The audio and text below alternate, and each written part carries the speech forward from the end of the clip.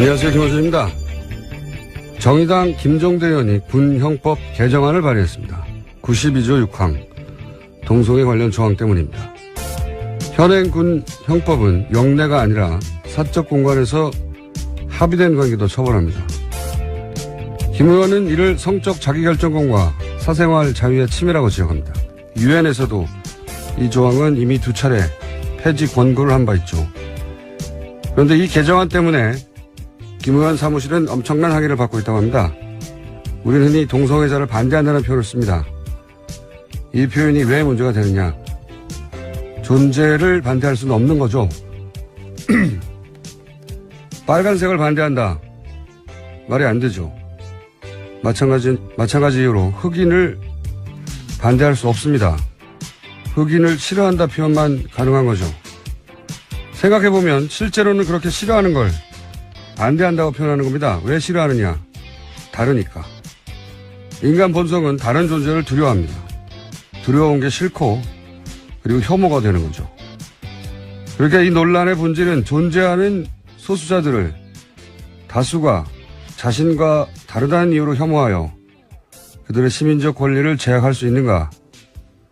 결국 이 문제입니다. 이 문제에 관한 사회적 합의와 입법은 아마 오랜 시간이 걸릴 것이고 진척은 더딜 것이며 논쟁은 격할 겁니다. 어느 나라에서나 그랬습니다. 먼 길 떠나는 김종대 의원의 권투를 빕니다. 김어준 생각하겠습니다.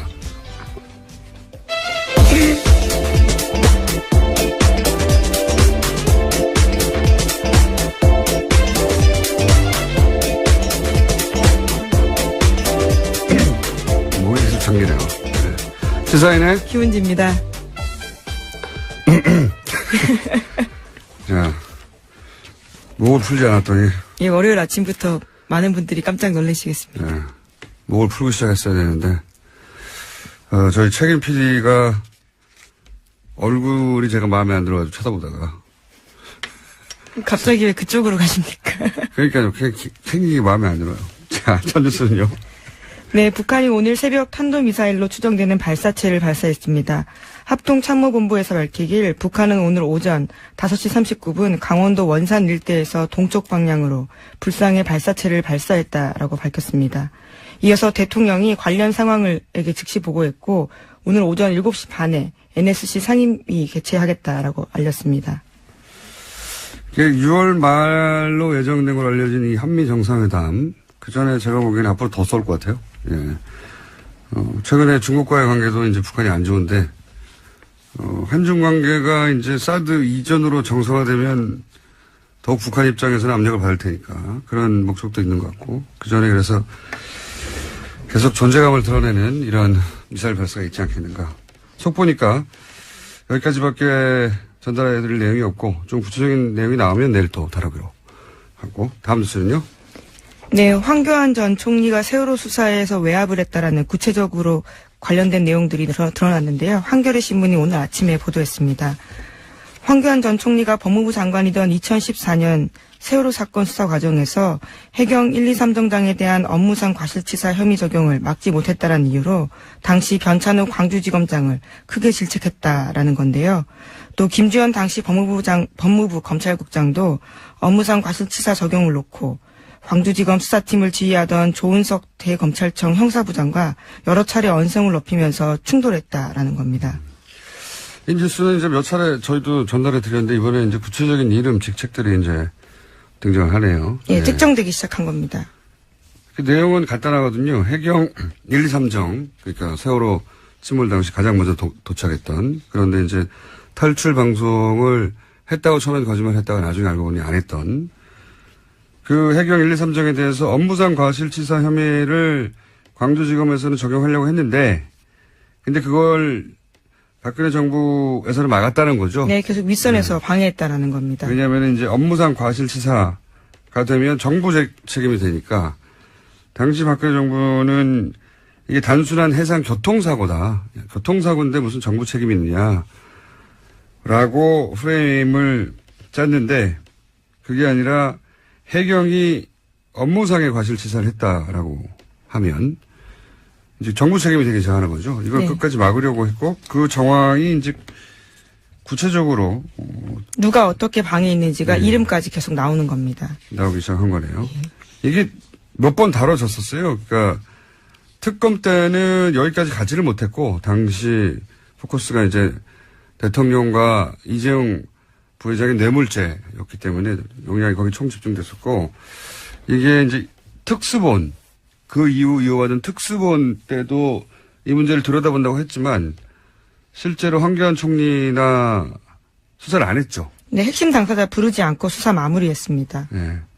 그럴 수밖에 없었을 것 같아요. 왜냐하면 당시 대행 체제였으니까요. 대행 체제였고 예. 여권 넘버원의 주자, 잠재적인 주자로 여겨졌었고 부담이 됐었겠죠. 여하간 특수본에서도 특검에서도 이 부분은 제대로 수사를 안 했는데 이 사안을 오래 추적했던 한겨레에서 이제 일종의 뭘까요? 추가 특종이 나오는 거죠. 네, 그래서 검찰청법 위반일 수 있다라는 지적을 하고 있습니다.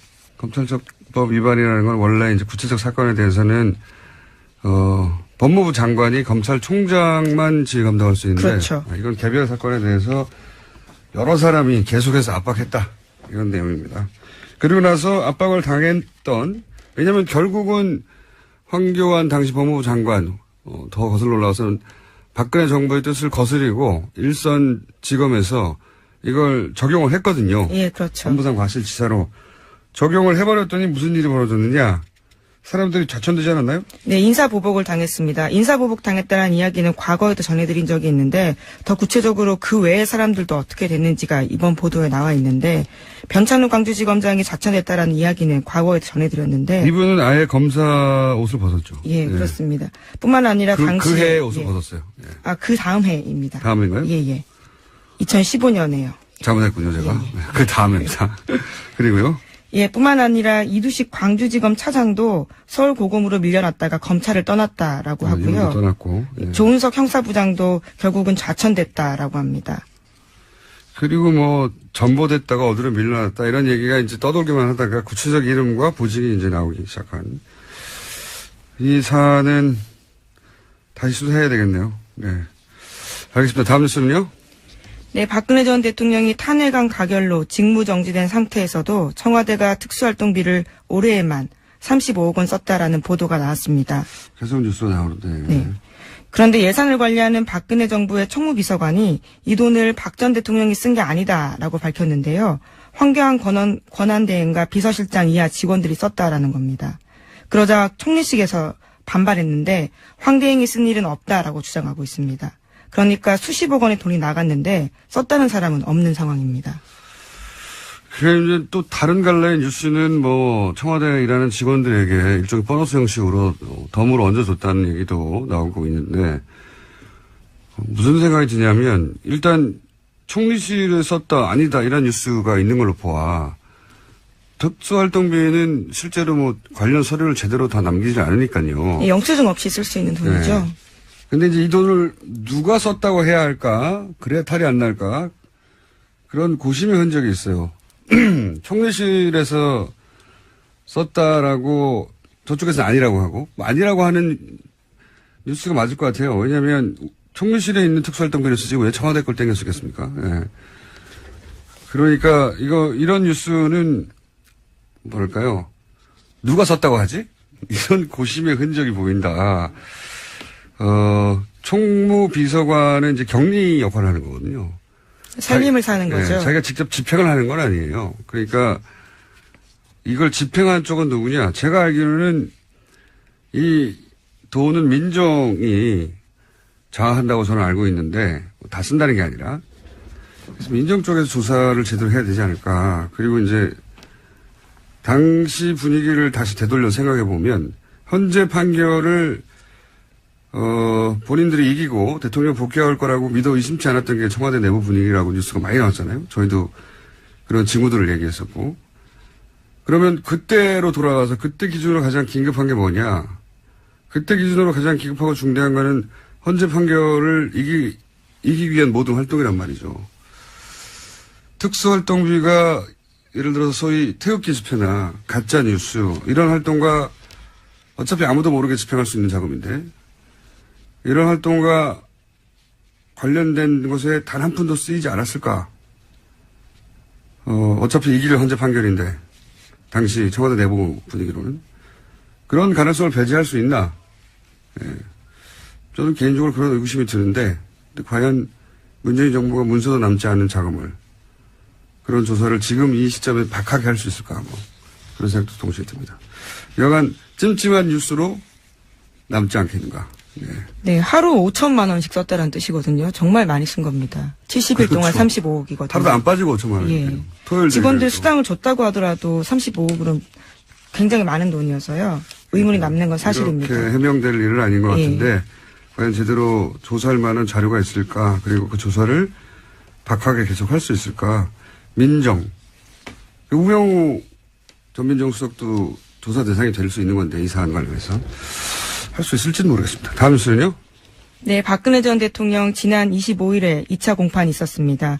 거기서 박 전 대통령 쪽은 검찰이 법원에 제출한 수사기록 대부분을 증거로 사용하는 데 반대한다라고 밝혔습니다.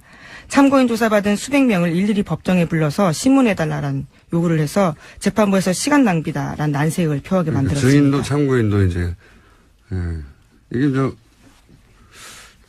계속 이런 뉴스가 나오는데 지연시키는 이유는 지난 시간에 유능한 변호인단의 변호를 받고 있는 삼성 이재용 회장 재판이 먼저 진행돼서 거기서 이재용 부회장이 무죄를 받거나 아니면 뭐 상당한 혐의를 벗거나 그렇게 자객식의 재판이 유리하게 작용될 때까지 시간을 끄는 거 아니냐 이런 생각을 제가 전해드렸는데 한 가지 더 생각해 보자면 예전에 탄핵 심판 때 생각해 보면 전략이 아주 극단적이었어요. 그렇잖아요? 되돌아보면 재판부의 반응 뭐 여론 따위 전혀 고려하지 않는 본인들의 목적에 딱 꽂혀서 나머지는 전혀 법정에서 이것이 도대체 어떻게 받아들여질 건지 이런 생각을 하지 않고 전략을 구사했단 말이죠. 그때 그 전략을 유영하 변호사가 주도한 게 아니냐. 그래서 헌재 판결이 불리하게 나는데 지대한 공헌을 한 거 아니냐 이런 얘기 했었는데 똑같은 사람이 여전히 계속해서 유일하게 만나고 있어요. 그래서 한번 생각해 봅시다. 만나면 뭐라고 할까? 만나면 그런 얘기 할 것 같아요. 가장 빨리 나가는 법을 찾자. 그렇지 않겠습니까? 예. 예, 구속 만기가 6개월이라 뭐 이런 그렇죠. 의미인가요? 예. 예, 제가 보기에는 재판을 구속 만기까지 계속 지연시켜서 구속 만기 이후 풀려난 상태로 재판을 받자. 이런 전략이 아니겠는가. 예, 쉽지 않아 보입니다. 대통령 적용 혐의가 18가지거든요. 다르게 또 영장을 칠 수도 있을 거라고 봐서요. 근데 이제 구속영장이 연장되는 거는 정치적으로 부담스러워서 안 할 거라고 생각하고 본인들 생각이 그렇게 할 수 있다는 거죠. 그 목표가 정해졌으니까 가능한 모든 수단을 동원해서 지연시키는 게 아닐까 또. 지난번에도 얼토당토하는데 저희가 보기에는 그랬잖아요. 근데 그랬던 두 분이 또 만났잖아요. 나머지 그건 잘못된 전략이다. 법정에서 불리하다. 말해줄 사람이 없는 것 같으니까 그런 이유도 있지 않겠는가. 그런 전략일 가능성을 배제할 수 없다. 이분들이 해왔던 전력을 보면 이재용 부회장 재판까지 기다리는 것만으로는 법정에서 좀 불리하거든요. 재판부에 불리한 인상, 나쁜 인상을 주는 거거든요.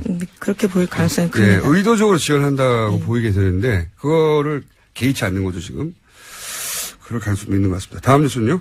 네, 이낙연 국무총리 후보자 국회 인준이 난항 겪고 있습니다. 위장 전입 논란으로 촉발된 야권의 공세가 계속되고 있고 여야 입장차가 좁혀지지 않고 있습니다. 그리고 이제 야당은 문재인 대통령이 나와라. 예, 이거는 문재인 대통령이 해결해야 된다. 네, 입장을 밝히라라고 예. 요구하고 있습니다. 자, 이 문제는 저희가 간만에 오자 토론을 마련했습니다. 네. 딱 적합한 사안인 것 같아서 오자 토론을 통해서 한번 각 당의 입장 그리고 민주당 입장을 오자 토론에 나온 당사자 의원들로부터 들어보도록 하겠습니다. 자, 다음 뉴스는요. 네, 서훈 국정원장 후보자가 국정원 댓글 사건을 조사하겠다고 밝혔습니다. 국정원의 보수단체 지원 의혹 등에 대해서도 사실관계 살펴보겠다라고 했는데요. 국정원 내 최순실, 우병우 라인이 있었다라는 의혹에 대해서도 취임하면 사실관계 살펴보겠다고 밝혔습니다. 뭐 당연히 해야 할 일이죠. 예. 국정원 내에도 우병우 라인이 있다고 하는 뉴스는 탄핵 기간이 많이 나왔었죠. 근데 그분이 그때 그 이후로 어떻게 됐는지는 뉴스가 전혀 없는데. 그리고 국정원의 보수단체 지원은 당사자들의 자백에 가까운 뉴스도 있었고요. 예. 댓글 사건도 윤석열 검사가 컴백한 이상 이 사건도 역시 다시 다뤄지겠죠. 네. 알겠습니다. 다음 뉴스는요. 네, 녹조에서 나오는 독성 물질인 마이크로시스틴이 4대강 바닥에 쌓인 펄에서도 검출됐다라는 JTBC 보도가 있었습니다. 겨울철에 수거한 펄에서 나온 건데요. 녹조가 심해지는 여름에는 수치가 더 높아질 것으로 보인다는 겁니다. 환경연합에서 낙동강 6곳 등의 펄을 채취해서 일본 대학 연구팀에 맡겨 조사한 결과입니다. 특히 강에서 펄이 거의 형성되지 않은 점을 고려하면 4대강은 이미 물이 고여있는 호수라고 봐야 한다라는 지적도 나오고 있습니다. 그렇군요. 호수. 예. 일본 대학팀에 맡겼더니 겨울에 수거한 건데 수치가 이미 WTO 기준까지 육박했고 이게 만약에 여름에 수거한 펄을 조사하면 훨씬 수치가 높을 것이다. 네. 그래서 강에서는 펄이 형성되지 않는데 강에는 펄이 없죠 원래. 강에는 펄이 없어야 되는 거죠. 계속 흐르는 물인데 뻘이 형성되지 않아야 될 곳에 형성됐다는 점에서 보면 4대강은 호수라고 봐야 한다. 예, 일본 대학 연구팀의 결과입니다. 이 4대강은 근데 자연 환경을 훼손한 문제이기도 하지만 이게 단순히 이명박 대통령 혹은 청와대의 의지만으로 이루어질 수가 없어요. 업계에서도 학계에서도 정치권뿐만 아니라 그리고 공무원 사회에서도 여기 연루되어 있는 최소한 적극적으로 호응하지 않더라도 본인의 위치에서 눈 감아주거나 소극적으로 협조한 사람이 엄청나게 많기 때문에 저는 오래 걸리라고 봅니다. 이 진상을 밝히는 게 굉장히. 근데 이제 해야 하는 일이죠. 네, 환경단체에서도 4대강 인명사전 같은 거 만들어 놓은 게 있거든요. 거기 보면 말씀하신 인물들에 대해서 나온 것들이 있습니다. 근데 그건 이제 그 밖에서 바라봤을 때 책임 소재고, 실제 이제, 문재인 정부가, 감사를 통해서, 내부 감사를 통해서 밝혀질 일들은 그보다 더 클 수도 있고, 또 밖에서 보기에는 이 사람이 책임자였는데 알고 봤더니 훨씬 더 중요한 인물이 있었을 수도 그렇죠. 있고, 그렇게 밝혀져 가겠죠. 근데 인물 중심으로 갈 수는 없지만, 인물을 다 배제하고 갈 수도 없는 큰 사건이다. 예. 이렇게 큰 일이 어떻게 순조롭게 이루어졌는지 다음에 이런 일이 없기 위해서라도 그 결정 과정 전체를 다 되짚어 봐야 되는 것 같습니다.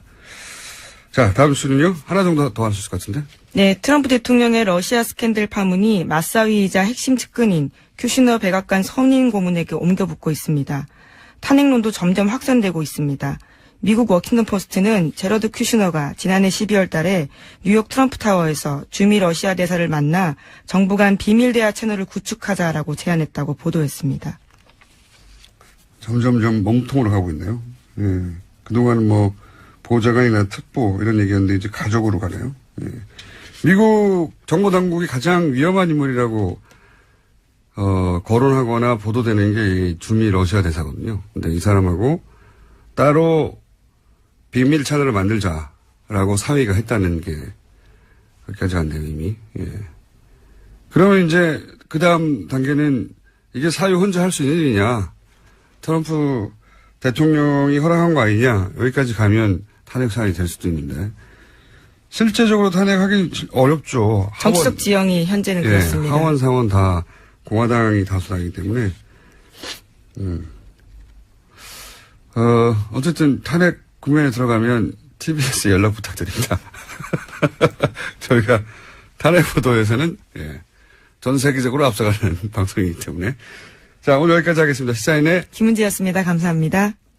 대선 기간 아주 핫했던 코너입니다.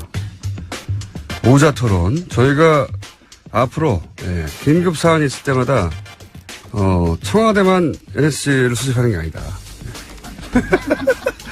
뉴스 공장 5당 안보회의를 저희가 사안이 있을 때 긴급히 소집하기로 했는데 오늘 소집 날짜가 잡혀가죠. 5분을 모셨습니다. 이제는 일당이 아니라 이제 여당이 됐기 때문에 첫 번째로 소개해드리겠습니다. 더불어민주당 이철희 의원 나오셨습니다. 안녕하십니까. 네. 자유한국당 정유섭 의원 나오셨습니다. 네, 안녕하세요. 네. 국민의당 송금주 의원 처음으로 나오셨습니다. 네, 안녕하십니까. 바른정당의 진수희 전 의원 나오셨습니다. 네, 안녕하세요. 저희가 애정하는 의원님입니다. 정의당의 진수희 전 의원이 애정한. 저거 아니고? 예. 실망이에요. 엄청 좋아했는데. 급실망. 네. 정의당 이정미 의원 나오셨습니다. 네, 안녕하세요. 이정미입니다. 자, 오늘 주제는 간단합니다. 이철희 의원 방어, 나머지 공고. 저는 이정미 의원을 믿습니다. 권력을 주란 말이에요. 자, 그러면 이제 우선, 여당이 됐으므로, 네. 이철희 의원님께서 이낙연 총리 후보자 인사청문회가 이렇게 문제가 되고 있는데, 이거 어떻게 해야 되느냐. 여당의 입장을 대변해 주신 다음에 얻어 터지시는 갖도록 하겠습니다. 자. 제가 이낙연 총리 후보자 청문위원으로 참여했던 사람이라 쟁점이 뭐였는지는 잘 알고 있고요. 또 이게 과연 이제 그야말로 낙마시킬 사유냐 아니냐에 대해서는 뭐 제가 그 야당 청문위원들하고도 얘기를 해봤는데 그를 사유로 보시는 분들은 없는 것 같아요. 그러나 전체적으로 대통령이 공약한 사항에 대해서 가장 중요한 첫 번째 인사부터 못 지킨 거에 대해서 문제 제기하는 거기 때문에 청와대도 그 점에 대해서는 솔직히 인정을 했고요. 또 임종석 비서실장이 해명성 사과를 했기 때문에 저는 약간의 시간만 좀 지체될 뿐 크게 보면 협치의 틀은 저는 유지될 거라고 봐서 청와대나 저희 여당이 적극적으로 야당을 설득하고 또 인사청문회 기준이라 그럴까요? 인사 기준에 대해서 협의를 해 나간다면 원만하게 풀리지 않을까 싶습니다. 자, 이렇게 낮은 자세로 목소리마저 약간 비교하고 제발 봐달라면 여당에 대한 이철희 의원의 이야기가 있었고요. 여기 대해서는 뭐 지금 예. 순서대로 할 필요가 없기 때문에 말씀하실 분은 손 들어서 말씀하시면 됩니다. 예. 예. 누굽니까? 말씀해 주세요. 자유한국당 정유섭 의원입니다. 네. 저도 이낙연 그 지사에 대해서 굉장히 의외였어요. 이게 4선 의원이시고 지사지냐고 그래가지고 그렇게 흠결이 없을 줄 알았는데 사람은 역시 털어서 먼지 안 나는 사람 없다. 그래가지고 완전한 사람은 없는 것 같습니다. 이낙연 의원이 과거 기준에 의하면 당연히 부적격이죠. 총리로서 그 도덕적인 흠결이 분명히 나왔습니다. 그것도 한두 가지가 아니라 여러 가지가 나왔어요. 그렇기 때문에 당연히 부적격인데 이거를 그러면 어떻게 할 거냐. 지금 엊그제 임종석 비서실장이나 우원식 여당 원내대표 얘기했듯이 지금 내각을 빨리 구성해야 되고 국정안정을 해야 되는데 지금 총리 인준 가지고 이렇게 끌 거냐 하는 그런 문제가 있어요. 그래서 저희는 생각이 이게 어쨌든 정치적인 타결이 있어야 되겠다. 정치적인 해법을 모색해야 되겠다. 흠결은 있지만 지금 상황을 봐서 이거를 인준하는 것에 관해서 정치적으로 각 당에서 협의를 해서 결론을 내줬으면 좋겠다 그렇게 생각을 합니다. 그러니까요. 그 결론을 어떻게 내려야 하는 거죠? 그럼 뭐 이제 우리 당에서 요구한 거는 뭐 대통령 유관 표명이다. 그다음에 어떤 기준을 세우라 뭐 이런 게 있었잖아요. 그런데 그런 조치들이 안 돼 있으니까 뭐 오늘 본회의하기 전에 각 당 원내대표들이 만난다든지 또는 대통령 하고 뭐 상의를 한다든지 해서 어떤 해법을 찾아야죠. 그냥 갈 수는 없잖아요. 대통령 사과가 아니면은 절대로 안 된다. 이게 입장인지 아닌지부터 궁금해요. 예. 원내대표끼리 만나야죠. 일단.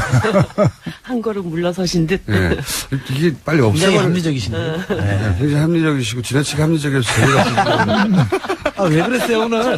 전쟁을 치러올 줄 알았는데 예. 이렇게 스무스하게. 대선 때처럼 이렇게 치고받고 해야 되는데 다들 한쪽은 비굴하고 한쪽은 합리적이고. 자, 이 사안 그래서 대통령이 꼭 나와야 되는 거지. 왜냐하면 언론에서는 항상 계속 대통령이 사과해야 된다는 게 야당의 입장처럼 어떻습니까? 제가 좀 말씀드릴까요? 예, 네. 예, 바른정당의 진수입니다. 이 문제는 임기 초기에 뭐 대통령의 높은 지지율로 그냥 적당히 덮고 넘어갈 문제는 결코 아니고요. 아마 여당도 그럴 생각은 아닌 것 같아서 이제 다행인데, 네.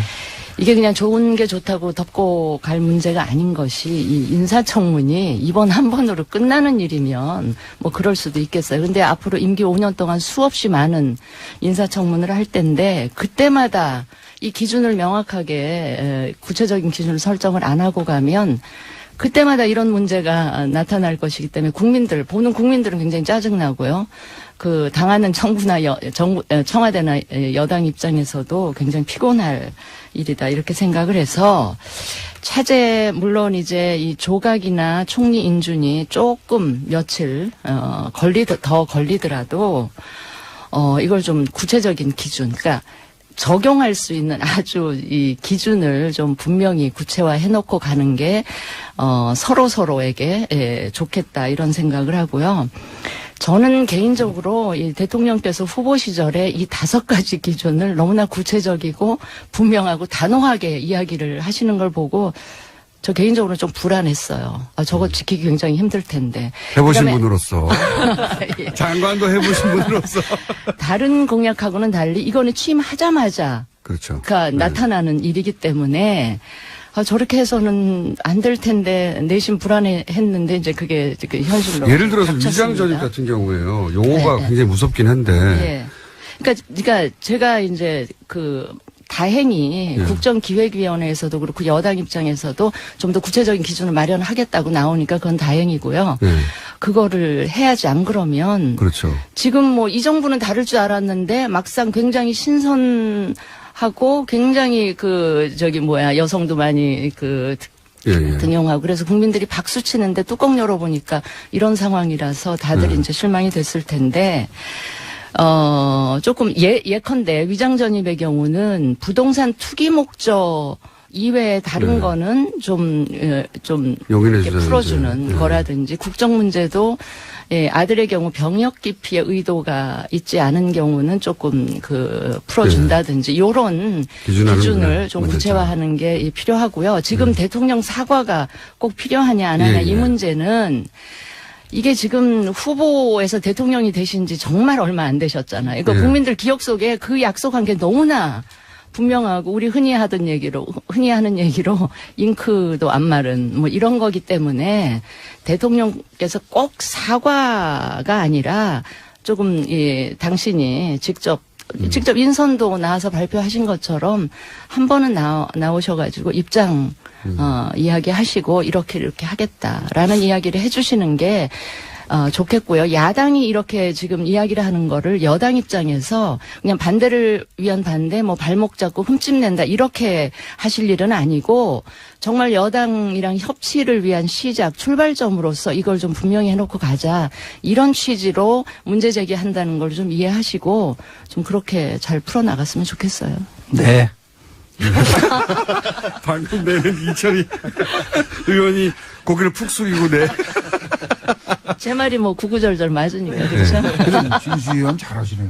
굉장히 잘하세요. 예. 굉장히 잘하셔서 저희가 다른 멤버들은 계속 바뀌는데 진수 의원님이 계속 나오시고요. 러블리진. 예. 아니, 바른정당에 사람들이 좀 없어서 그렇습니다. 정유섭 의원님은 하는 거 봐서 계속 나오잖아요. 근데 이건 또 있긴 있지 않습니까? 초반에 말씀하신 대로 대통령의 인선이니 대통령이 초반에 나와서 설명해야 된다는 요구도 일리 있지만 한편으로는 대통령까지 굳이 나오지 않아도 되는 사안인데 정권 초반인데 이렇게 기선을 좀 제압하려는 대통령이 워낙 잘 나가니까 요새 인기가 그런 목적도 야당에는 마음 한구석에 있지 않습니까? 근데요, 이게 너무 또 잘 나가다 보면 높은 지지율에 취해가지고. 부담. 이게 최근에 왜. 야, 그냥 일부러 좀 떨어뜨려 주시려고? 아니. 약간 그게 취하다 보면 이렇게 법이나 정해져 있는 룰도 자꾸 뛰어도 된다라는 유혹에 착각을 할까봐 빠지고 그렇게 되면 실수가 나올 수도 있고 최근에 왜 검찰 서울중앙지검장 임명하는 네네. 과정에도 약간 문제제기가 있었잖아. 그런 뭐 4대강 정책감사 지시하는 것도 이 프로토콜에서 좀 어긋나는 이런 문제들이 너무 발생할 높아서. 수가 있기 때문에 네. 제가 정신 차리라고. 유시민 전 장관이 방송에서 조금 이렇게 미리 워닝이라고 보기엔 그런데 충고를 좀 하셨던데 그거랑 같은 맥락에서 제가 드리는 말씀입니다. 그러면 여당으로 가셔야 될 분인 것 같은데요. 너무 높아서 실수할까봐 이 우려에 대해서 감동적이지 네, 않습니까? 너무 지나치게 감동적인데 이철희 의원님은 이 우려에 대해서 어떻게 생각하십니까? 고맙죠. 이 코너는 다음 시간에 폐지될 것 같습니다. 대통령이 꼭 나와야 된다에 대해서는 어떻게 생각하세요? 저는 민주주의가 발전하는 과정이라고 봅니다. 지난 정부에서 논란이 벌어졌던 것에 비하면 이 정부에서 벌어지는 논란은 훨씬 진전된 거라고 저는 생각하기 때문에 이거 자체를 이렇게 나쁘게 바라보지는 않고요. 또 야당이 전부는 아닙니다만 야당의 일부가 뭐 기싸움 차원에서 대통령에게 사과를 요구하는 측면도 있겠죠. 뭐 그거 가지고 그러나 시비 걸 생각은 없고요. 인사권자인 대통령이 주권자인 국민에게 이만저만한 사정에 대해서 충분히 설명하고 해명하는 건 좀 필요하다고 봅니다. 그래서 대통령이 나와서 설명하는 것도 필요하다. 근데 저는 비서실장이 한 것도 사실은 대통령의 워딩이고 언급인데 그것조차도 좀 부족하다고 하니 저희가 협치 차원에서 국회 존중 차원에서 또 야당과 계속 협력해서 간다는 차원에서 대통령이 설명하는 것도 전 나쁘지 않다고 봅니다. 개인 의견이면 토를 달았어요. 감직으로 하죠. 예. 그래서 청와대에 못 들어간 거예요. 아니, 그런데 이제 제가 이번 과정을 보면서 많은 분들이 인사청문회 원칙과 기준을 좀 더 세분화해야 된다 이런 얘기들을 많이 하시잖아요. 그런데 문재인 대통령께서 후보 시절에 얘기했던 인사 5원칙이라고 하는 것은 지난 시절에 고위공직자들이 진짜 네. 누구든 이런 문제를 피해갈 수 없었고 또 근데 다 그러니까 그냥 또 덮고 가고 그러면서 이런 관행이 계속 반복되어 왔던 것에 대해서 이제 한 번은 끊고 가자라고 하는 의지가 있었던 것이고 정의당입니다. 예, 그래서 아까 이제 뭐 부동산 투기 목적 얘기하셨지만 교육 목적으로의 위장 전입들도 또 있는 것이거든요. 예. 그래서 뭐 여러 가지 그 대원칙에 대한 그 세부적인 기준을 마련한다라고 하는 것에 대해서는 동의를 하지만 이것이 야 해보니까 진짜 다 어쩔 수 없더라 이러면서 이 원칙 자체가 흔들리면서 국민들이 어떤 특권과 불공정에 대한 강력한 그 혁신을 바라는 이런 마음에 다시 좀 상처를 주는 방식은 아니었으면 좋겠다. 그래서 하자가 있었던 부분은 진짜 하자가 있다. 그런데 이번 과정에서 사실 국무총리라고 하는 것이 굉장히 이번 인사의 상징적인 위치에 있었기 때문에 그분에게 이런 흠결이 드러났던 것에 대해서는 이 정부에 굉장히 큰 뭐 이렇게 기스가 났다고 해야 되나 이런 과정일 수는 있는데 기스요. 네. 근데 저렴한 표현. 뭐라고요? 아무튼 흠집이라고 해주세요. 흠집. 근데 이제 전반적인 국정 운영을 해가는 과정에서 이번 인사가 낙마되는 과정까지 가게 된다면 이 정부의 첫 출발에 굉장히 큰 어려움을 겪게 되기 때문에 이번 문제에 대해서는 좀 겸허히 반성하고 수행해달라 이런 요구를 하고 또 야당들은 이 문제를 계기로 해서 앞으로의 인사 과정에서는 좀 철저하게 더 청와대 자체의 검증이 필요하다 이런 경고를 주고 이렇게 수습돼 가는 게 맞지 않을까. 그런 정의당에서는 대통령 사과 혹은 대통령이 직접 해명 필요하다 안 필요하다? 저는 사실은 대통령께서 직접 나와서 얘기를 하시는 것도 나쁘지 않다고 생각을 했어요. 근데 나쁘지 그것이 이제 하나의 반드시 통과돼야 될 관문이다. 이렇게까지 보는 것에 대해서는 뭐 저희들이 그것이 꼭 필요하다 이런 입장을 한 번도 낸 적이 없기 때문에 다만 이번 인사청문 과정에서 특히 총리 인선 과정에서 이런 하자가 발생했던 것에 대해서는 청와대 차원에서 이제 정확한 입장 표명이 필요한데 사실 이제 대변인께서 나오셔서 원칙과 현실 사이에 기계적 결합이라고 대변인이 아니라 비서실장입니다. 비서실장 죄송해요. 이 기계적 결합이라는 것이 참 어렵더라. 그래서 결국 우리가 그런 원칙을 세웠지만 현실에서는 그게 다 적용되지는 않는다라고 하는 뉘앙스로 이 이야기가 좀 전달되는 바람에 그게 뭐야? 비서실장의 해명이 이렇게. 좀 부적절했다? 네, 좀 네. 그런 그러면 뉘앙스를 이철희 줬죠. 의원님이 보강해 주셔야죠, 그러면. 그 하자가 있다. 또는 뭐 과거 기준으로 보면 이게 낙마할 정도다라는 건 아니죠. 사실 팩트를 제가 인사청문위원을 해보면서 과거의 위장전입 관련해서 쭉 사례들을 뒤집어 보니까 부동산 투기가 아닌 경우에는 대체로 국회에서도 용인했던 정도거든요. 이분은 그 부인이 이낙연 총리 부인이 본인의 학교 문제 때문에 그랬던 거고 또 뭐 결과적으로 보면 이제 효과를 못 봤던 그래서 되돌아온 케이스였거든요. 그래서 이런 정도의 사안은 특별히 무슨 뭐 부동산 투기라거나 다른 사익을 취하려고 했던 게 아니기 때문에 용인할 수 있는 수준이었고요. 큰 하자라 그러는데 굉장히 섭섭하게 들립니다. 예. 아니, 큰 하자는 아니고요. 아니 말씀하시고 제가 말씀을 드릴게요. 아니, 진수입니다. 근데 이게 하는 과거, 인사에 과거 정부하고 비교를 아니, 물론 하면 안 그렇습니다. 되고요. 과거에는 그렇습니다. 부동산을 사랑해서 했다는 분들도 있었어요. 아니, 대통령 본인의 입으로, 해명이, 예. 입으로 얘기한 이제 원칙하고 달라진 점, 어쨌든 그 점 때문에. 대통령이 공약을 했기 때문에. 예. 아니, 그러니까 근데 제가 그 드리고 부분을 싶은 좀 정리를 말씀은 해야 될 것 같아요. 송금주 의원님 네. 등장하셨습니다. 송금주입니다. 제가 간단하게 정리를 해드리면 예. 지금 정리 안 되시면 어떡하려고. 이낙연 총리 지명자의 자질 문제와 관련해서는 사실 여러 가지 흠결 사항이 노출됐지 않습니까? 근데 이제 그 부분에 대해서 야당들에서 새 정부의 조각 문제가 있기 때문에 그 크게 문제 삼지 않겠다는 입장으로 이미 정리가 됐습니다. 그래서 그 하나하나를 터치해가면서 뭐 위장 전입의 문제에 있어서 전 그것과 다르다 이렇게 말할 수는 없는 것이고 사실 민주당에서 뭐 이명박 박근혜 정권 때 위장 전입으로 사퇴시킨 사례도 굉장히 많지 않습니까? 그래서 결국 이낙연 총리 자체의 자제 문제는 별도로 하고 이제 위장 전입과 관련된 문재인 대통령의 기존 발언과 현 문제에서 어떻게 적용할 것이냐의 문제에 그냥 집중을 해야 될 것 같아요. 그래서 그 문제에 있어서 우리가 어떻게 접근할 것이냐의 문제인데 자꾸 우리 추미애 대표께서 다른 말씀을 하신다는 거죠. 국민의 결과 야당의 결이 다르다. 이렇게 발언을 하셨어요. 아마 국민들의 대략 최근 여론조사에 따르면 70% 가까이는 큰 문제 없이 통과시켜야 된다고 하는 아마 이제 정부 지지율이 높다 보니 이제 그렇게 나왔겠죠. 그래서 다른 사실 이 야당들이 그런 말을 한것 같은데요. 통과가 안 된다. 이번에 절대 이낙연 총리는 안 된다. 이런 입장이지는 그렇죠. 않은 것 같아요. 맞습니다. 안 된다기보다 네. 통과시키려면 뭔가 좀 더 상징적인 제스처가 있어야 된다 이런 건가요? 그렇죠. 그런 것 같습니다. 이게 지금 협치의 어쩌면 상징적인 출발점이잖아요. 그러면 그러니까 협치라는 것도 네. 정부 여당이 야당이 그 협조할 수 있는 명분과 분위기를 네. 만들어줘야 이게 협치가 시작이 되고 그럼 대통령이 진행이 예를 되는 거기 들어서 때문에. 야당 원내대표를 다시 지난번처럼 방문해가지고 협조를 구한다든가 뭐 이런 건가요? 저는 뭐 아니, 그럴 반드시 대통령이 그렇게까지. 뭐 어떤 조치를 취해야 된다 이렇게까지는 생각하지 않습니다. 다만 다만 의견이 다르네. 제 생각은요. 예. 이렇습니다. 이철희 제가 의원입니다. 아까 그 민주주의의 의원님 목소리가 그렇게 유명하지 않으시거든요. 말씀 이철희 의원님도 말씀해 주셔야 돼요. 예. 이게 지금 방어를 해야 될 입장이라. 예. 지자체의 자세도 낮고요. 저 오자솔은 대선 때는 이렇게 고개를 들고 그냥 사방팔방 덤비기만 해야 막 다투들어 팰 테니 이런 표정이었는데 지금은 고개를 푹 숙이고 어깨가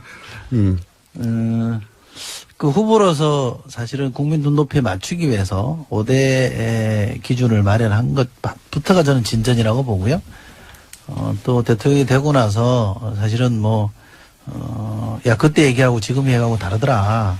어쩔 수 없다. 너무 발목 잡게 하지 마라. 이렇게 청와대가 나오지 않은 것만 해도 저는 상당히 진전된 자세고 이 문제에 대해서 야당의 목소리를 들으려고 하고 그러면서 이 기준의 자체도 좀 과했던 측면에 대해서는 좀 고치겠다. 이런 설득하는 과정이 저는 상당히 좀 차별화된 지점이라고 봅니다. 그런 정도이기 때문에 국민들이 약간의 흠결에도 불구하고 해줘야 되는 거 아니냐 이런 여론이 많은 것 같고요. 저도 완전 완벽하다 이렇게 주장한 건 아닙니다만 집권 초기고 지금 인수위 없는 지금 집권이잖아요. 그러니까 이게 총리도 지금 없어요. 그러니까 이 인사 제청을 할 사람도 없는 상황이라 굉장히 난감한 국면이거든요. 근데 지금 북한은 미사일 계속 쏘고 경제 위기는 계속 가중되고 있기 때문에 이런 점을 좀 감안해 주십사. 지금 청와대나 정부 여당도 막 큰 소리 치는 게 아니라 우리도 좀 반성할 대목이 있다라고 하는 거니 좀 대성적 차원에서 좀 풀어달라 이렇게 말씀드리고 있는 거지. 우리가 국민 눈높이와 왜 야당 눈높이가 다르냐 이렇게 흔히 말하듯이 급박하는 건 아니니까 그렇게 오해하지는 마시고요. 좀 도와주십시오. 송금주 의원입니다. 아니 저도 100% 동감합니다. 그런 분에 동감하는데. 아니 이철희 의원이 아니, 근데 도와주시는 거 처음 봐가지고요. 납작. 아니 보니까 역시 여당이 됐습니다. 과거의 여당의 결하고 비슷한. 북한 미사일 나오고 말씀하시는데. 경제 위기 나오고. 근데 사실 과거의 여당이 이렇게 납작 엎드리지는 않았어요. 그렇죠. 우리가 뭐가 잘못했는데 그러면서 그때는 끝까지 협박에 버텼지. 감사합니다. 민생 때문에 아니, 그래서 당신들이 예. 이철희 의원님 방금 발언과 과거 얘기하지 별도로 맙시다. 미래 얘기를 해야지 왜 과거 얘기를 해. 그러니까 저 청와대 비서실장 나오셔서 바로 조치를 취하신 거는 합당하다고 생각합니다. 근데 이제 잠깐만요. 네. 자유한국당 정유섭 의원님이 과거 얘기는 하지 맙시다라고 하신 거죠. 예. 목소리를 아직 사람들이 모르기 때문에 목소리 지문이 아직 귀에 안 박혔어요. 아니, 저는 그래요. 과거에. 아니, 발음 타이밍은 아니고요. 발음 송금주 의원님이 하셔야 되는데 목소리 툭 튀어나와서 다 웃었는데 왜 웃었는지 목소리만은 모르실 것 같아요. 제가 설명을 드린 거고요. 예. 계속 할까요? 네네. 네, 송금주 의원입니다. 청와대 비서실장이 직접 신속하게 나와서 입장을 발표하신 건 잘하신 것 같아요. 그리고 이제 그렇기 때문에 논의의 물꼬가 튀었고, 아까 이철희 의원님 말씀하신 것처럼 이 문제가 인준을 안 하는 것까지 가지는 않을 거라고 저는 생각합니다. 또 국민의당 입장에서도 적극적으로 호남 출신이어서 그렇지 않습니다. 이 정부, 문재인 정부가 잘하길 바라는 마음에서 지금 여러 가지 하자나 흠결에 대해서 적극적인 입장을 밝히지 않는 건데요. 다만 이 공을 갖다가 야당에 던져놓고 야당에서 어떻게 입장을 바꿔달라 이렇게 해서는 안 될 것 같습니다. 우원식 원내대표께서 어제 하신 것처럼 또 청와대에서 적극적으로 개입하는 것처럼 이 야당들을 설득하는 그리고 좀 명분을 제시해줘야 되지 않을까 이렇게 생각합니다. 예, 진수입니다. 세상에 이런 야당들이 과거에 있었습니까? 이런 야당들을 가진 것 여당 행복하게 생각하셔야 돼요. 그 제가 볼 때는 행복하시죠, 저는. 이번 네. 그 청문 그 인사 과정을 이렇게 보면 좋을 것 같은데 여당은 절대 평가의 네. 기준을 갖고 임하고 야당은 상대 평가. 이 기준을 갖고 임해서 그 안에서 어떤 공통점이 찾아지지 않을까. 그러니까 여당 입장에서는 대통령께서 하신 말씀에 절대적으로 부응하기 위한 노력을 좀 해나가면서 야당의 입장에서는 그런 과정에서 문제가 발생하면 문제 제기는 하되 어떤 상대평가에서 뭔가 이렇게 초기에 국정을 좀 안정시키는데 협치를 해나갈 수 있는 뭐 그런 노력? 이런 것이 잘 어우러지면 좋겠다 이런 생각이 들었습니다. 저도 이제 말씀드리면. 자유한국당에? 예, 정유석 의원입니다. 저희도 뭐 이 새 정부 출범하는데 발목 잡고 싶은 생각은 없어요. 있는 것 같으시던데. 없어요. 근데 보면 이 위장전입이 벌써 그 이낙연 총리 후보 또 김상조 또 강경화 이 계속 나오잖아요.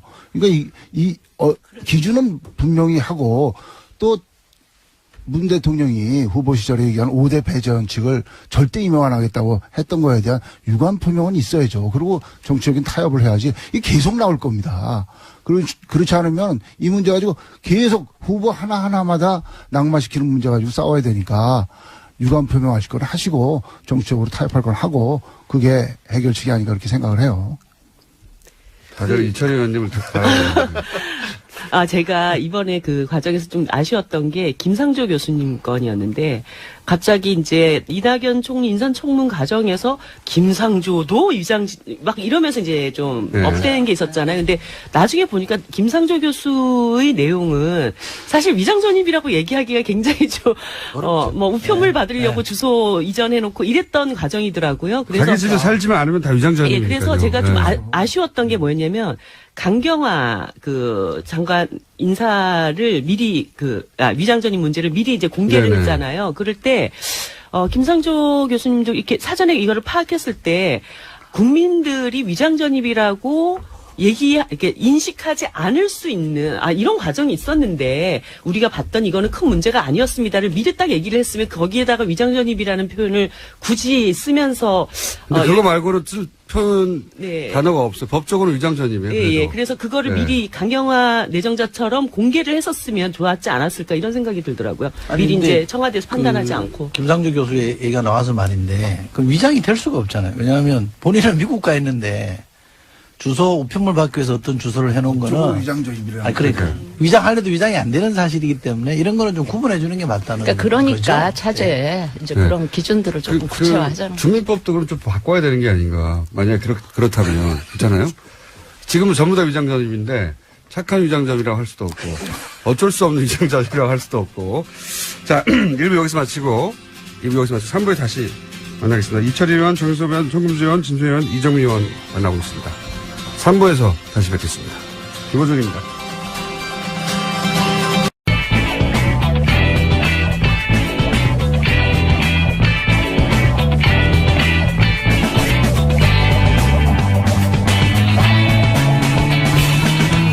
김어준의 뉴스공장. 자, 청와대는 NSC가 있고 뉴스공장에는 5당 안보회의가 있습니다. 이철희, 정유섭, 송금주, 진수희, 이정미 의원 5분 나와 계시고요. 당에서 이낙연 총리 후보자 인준 문제 가지고 2부에서는 한참 얘기했고 이철희 의원이 한번 봐달라고 도와달라고 그랬어요. 도와달라고 한번 봐달라고 낮은 자세로. 자, 혹시 그 관련해서 더 이상 하실 얘기는 없으신 거죠? 예, 이건 제가 한 말씀만 더 드릴게요. 여당이니까. 아니, 전 야당의 문제 제기도 우리 원내대표도 그런 말씀 하셨습니다만 우리가 야당일 때 취했던 태도를 되돌아보게 된다. 그런 말씀을 하셨기 때문에 지금 야당의 태도가 무조건 나쁘다 저는 그렇게 생각하지는 않고요. 다만 인사 전체를 좀 봐주십사.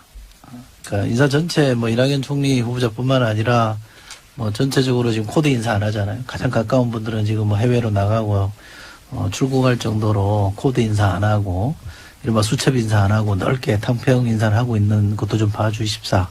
인사 전체를 좀 봐달라는 거. 그 다음에 초반에 문재인 대통령이 펼치고 있는 국정 전반에 대한 것도 좀 평가를 해달라. 거기에 대해서 국민들 기대가 상당히 높다면 큰 틀에서 이 문제를 좀 바라봐 주십사 하는 거를 좀 말씀드리고 싶고, 어쨌든 여야가 협치는 약속했잖아요. 지금 누가 이기고 누가 지긴 했습니다만 후보 시절에 모든 당이 협치하겠다고 약속했기 때문에 그 협치라는 거는 옳고 그름을 따져야 되긴 합니다만, 그래도 역지사지하면서 문제를 풀어야 되는 거기 때문에 협치의 자세를 좀 잃지 않았으면 좋겠다 이런 말씀 드리고 싶습니다. 네.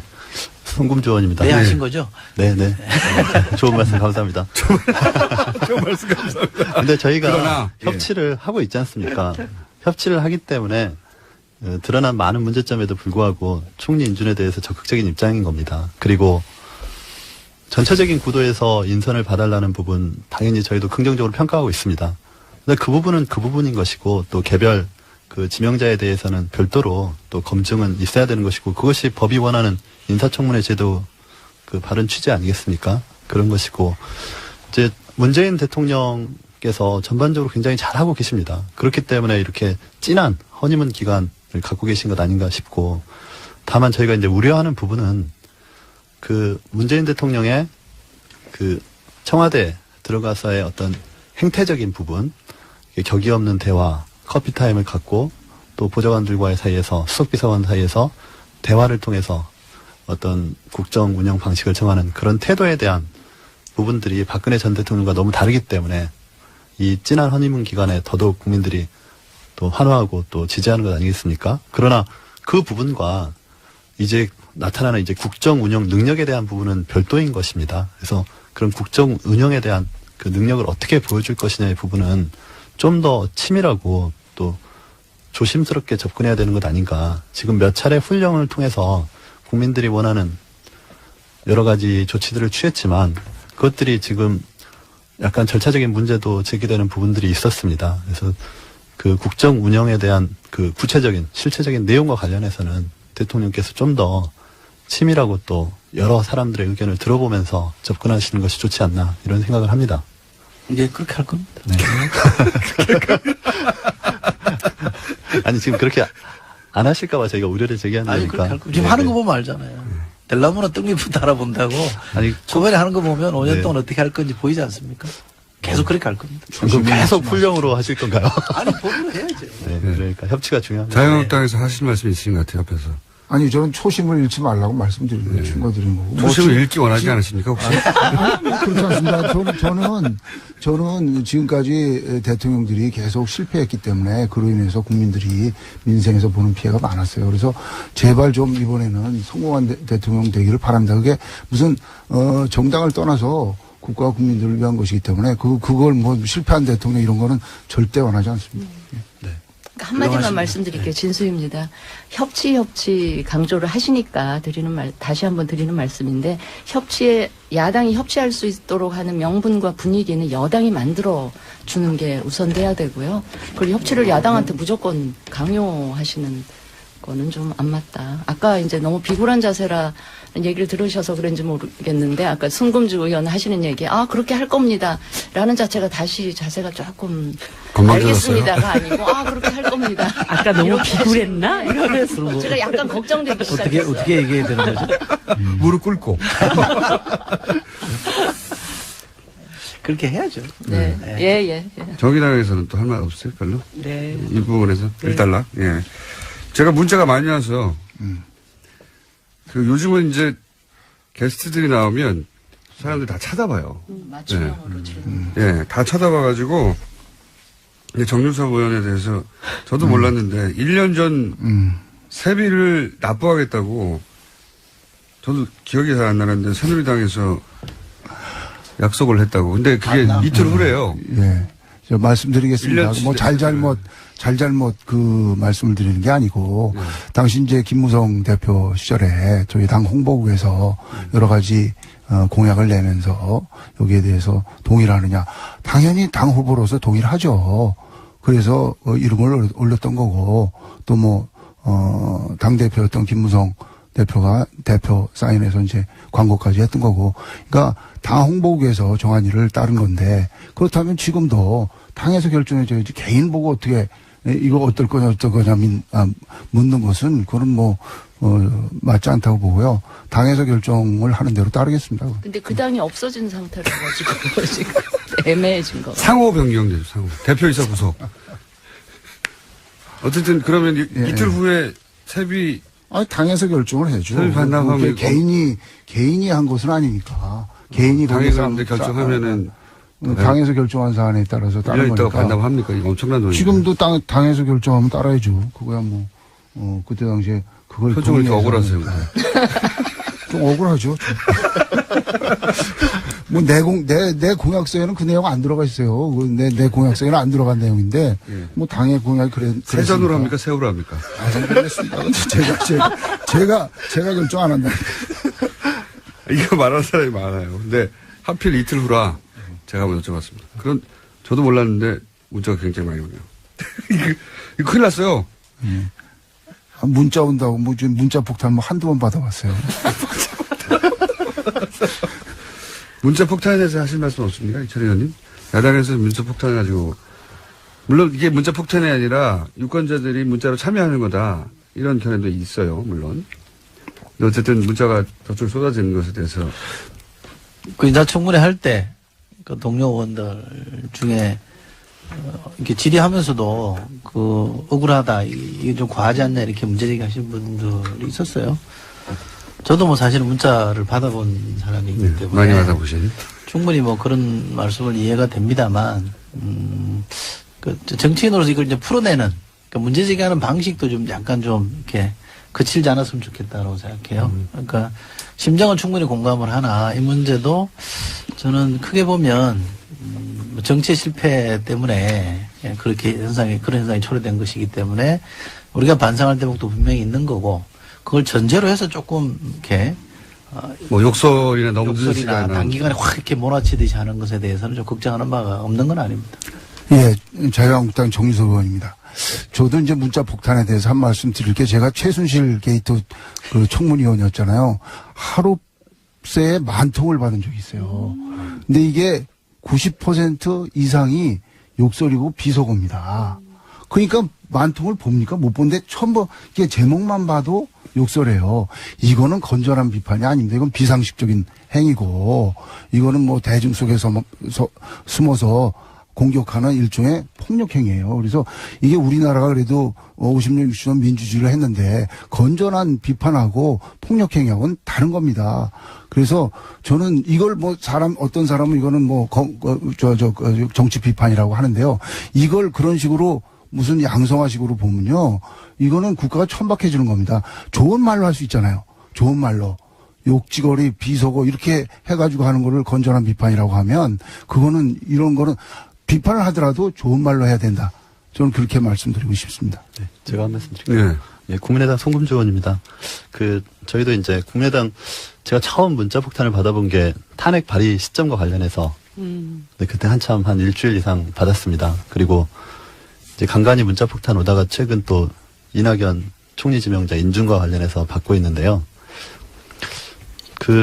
전반적으로는 이렇게 다시 단문자를 보내고 이렇게 왔다 갔다 의사소통을 해보면 자신들의 이제 정치적 의사를 표현하는 과정에서 좀 과도한 측면이 있는 것은 사실이지만 대화를 해보면 또 풀리는 면이 있습니다. 우리 입장을 설득하면. 그래서 제가 봤을 때는 지금 이제 앞으로 4차 산업혁명 시기가 도래하고 사실 통신이 굉장히 자유로워진 시점이기 때문에 그 국민들의 직접 민주주의에 대한 요구가 굉장히 커진다고 합니다. 뭐 많은 4차 산업혁명 관련 책에서 그렇게 얘기를 하더라고요. 그래서 그런 문자폭탄도 사실상은 과도기적인 상황에서 그러니까 국민들의 의사표현의 수단들이 이제 아직 정리되지 않은 단계라고 보이거든요.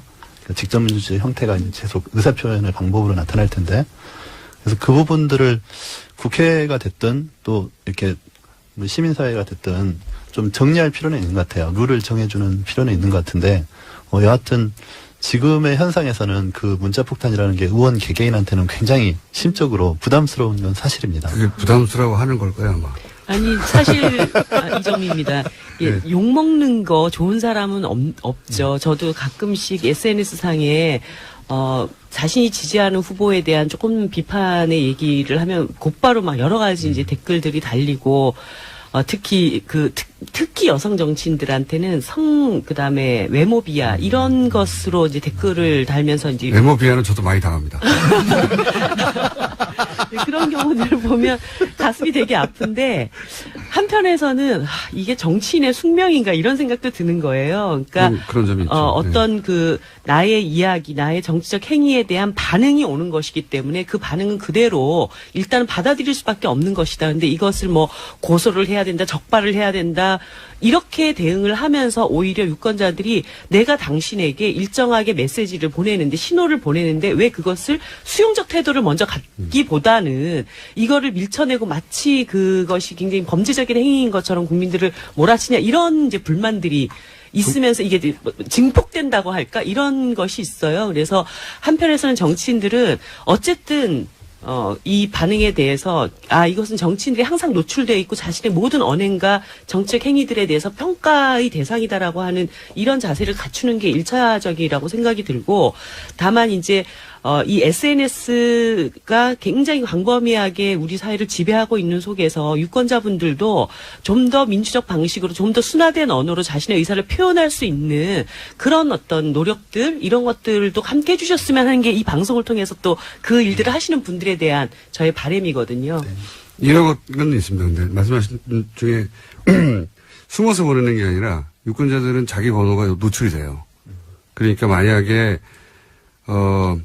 숨어서 안전하다고 생각해서 익명의 게시판에서 올리는 글이라면 그렇게 비난할 수 있는데, 이 사람들은 개별적으로 자기 번호를 노출하면서까지 하는 행위라 당사자들한테는 나름 고민을 하고 보내는 거거든요, 그게. 그런데도 불구하고 욕설을 보낼 때는 아마 면전에서 만나서 욕을 할 거예요.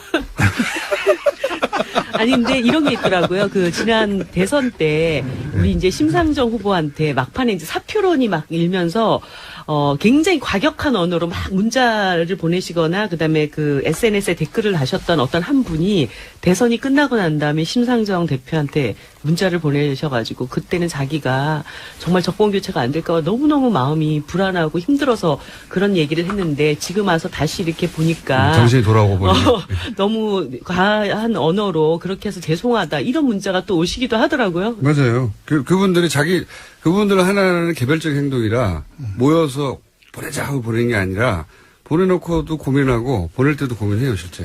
근데 그런 사람이 그렇게 많은 거죠. 많더라고요. 네. 그렇게 많은 거죠.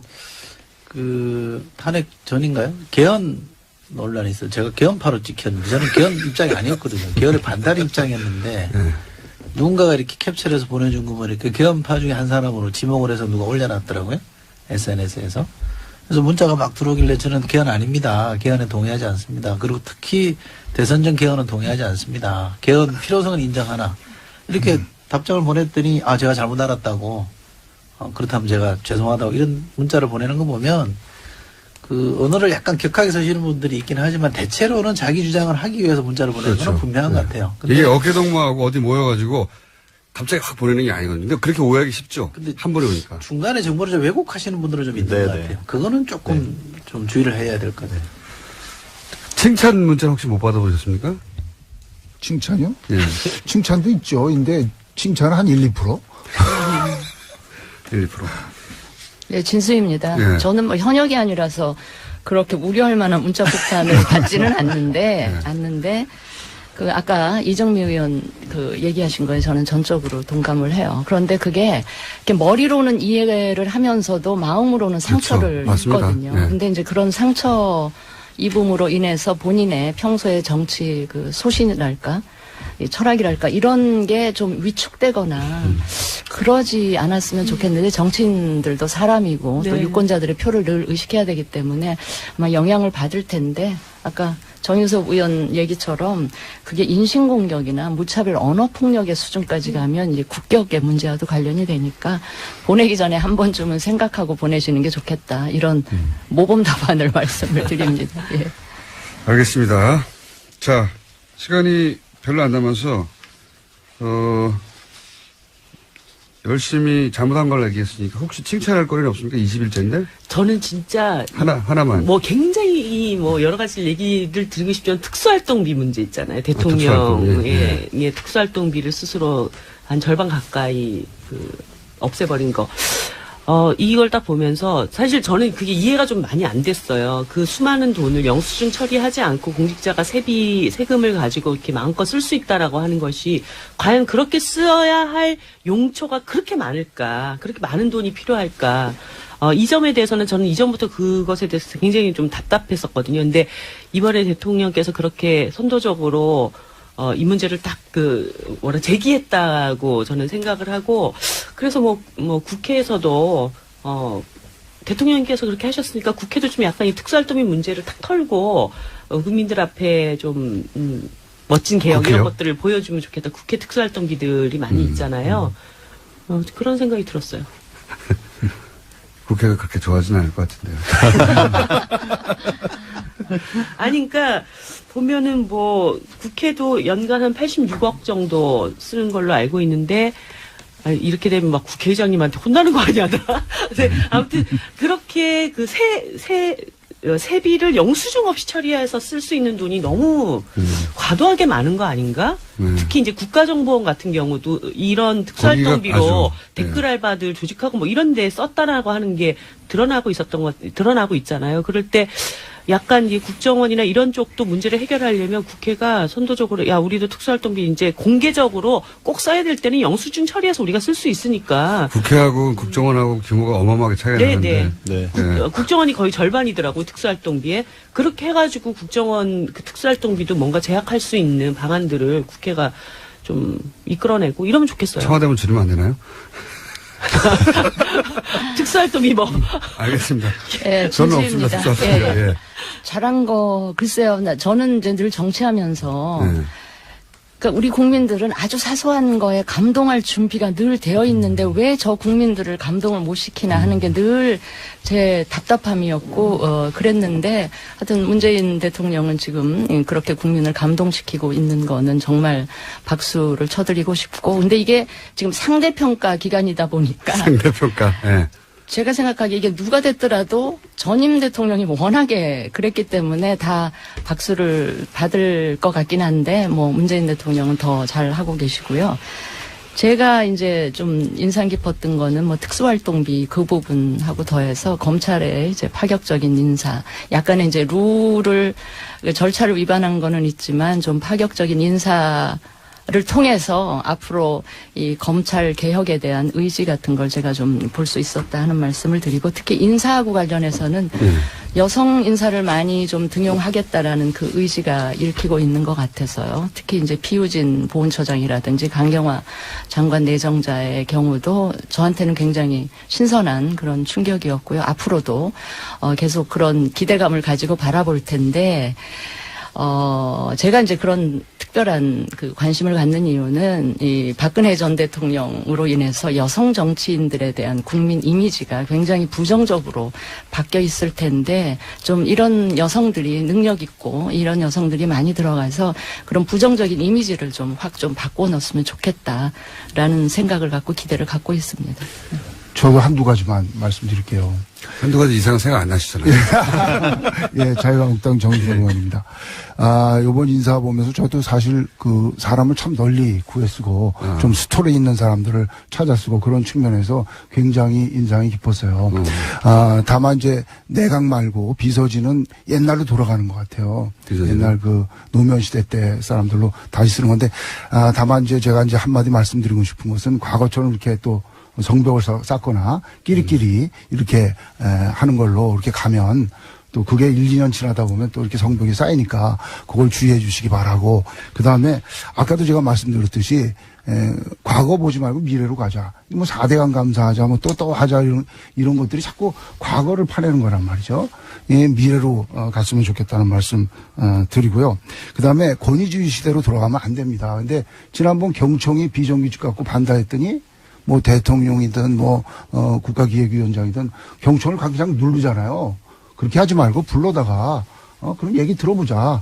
너 경총 너희 생각은 뭐냐? 노총만 불러서 듣지 말고 그렇게 권위주의 시대로 돌아가지고 반발하는 사람에 대해서는 또 끌어다가 또 설득하는 그런 과정을 해줬으면 좋겠다, 이렇게 그거는 말씀드립니다. 저도 동의합니다. 네. 예. 아주 순금지원입니다.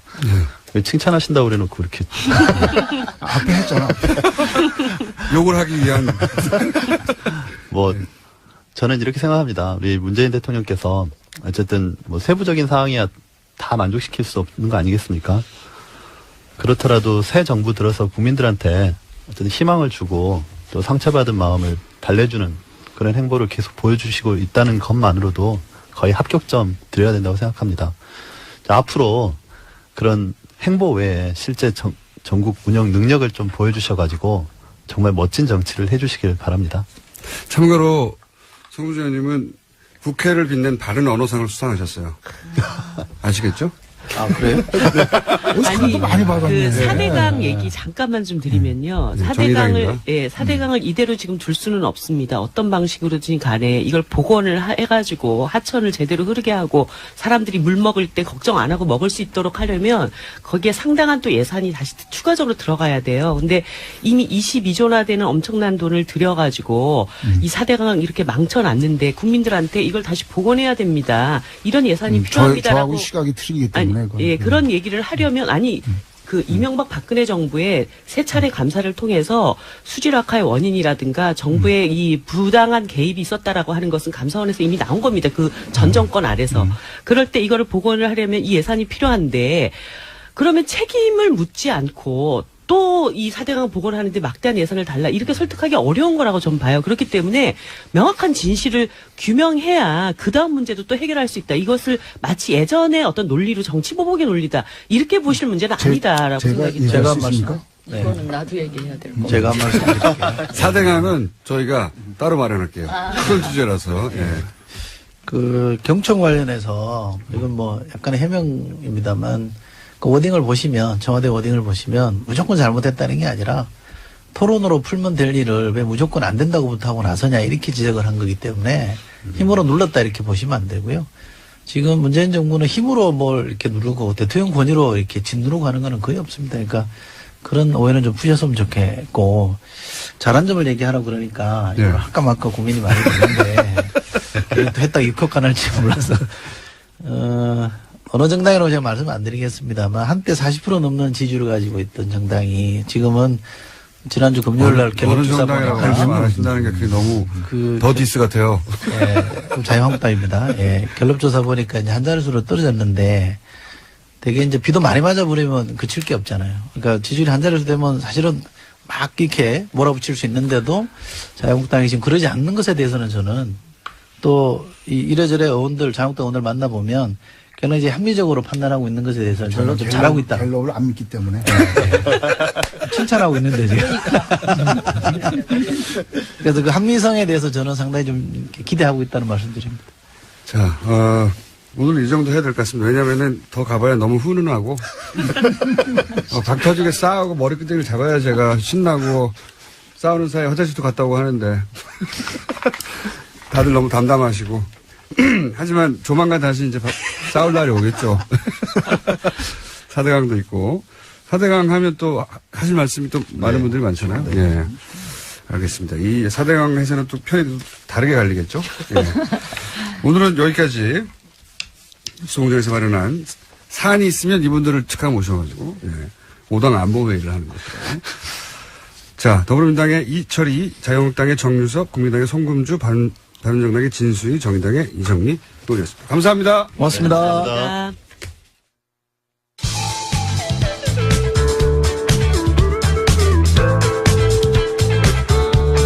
대한민국 시사 프로그램을 선도합니다. 고깃빛깔 김어준.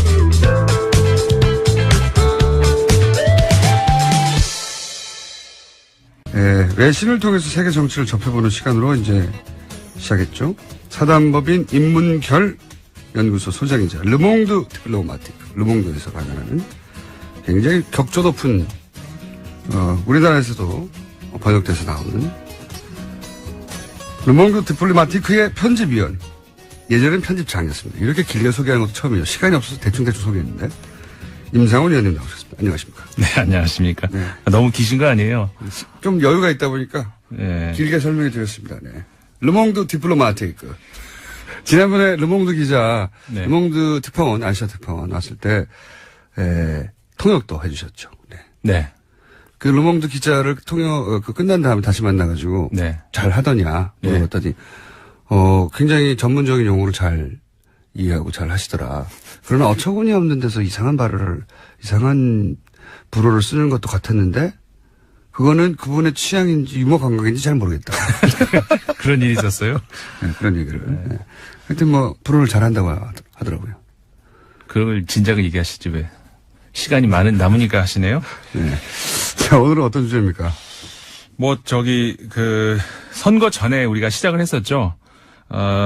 촛불 혁명으로 새로운 정치를 만들어낸 우리 국민들이 이제는 시민 정치를 이야기를 해야 될 때가 아닌가 이런 생각이 들고요. 네.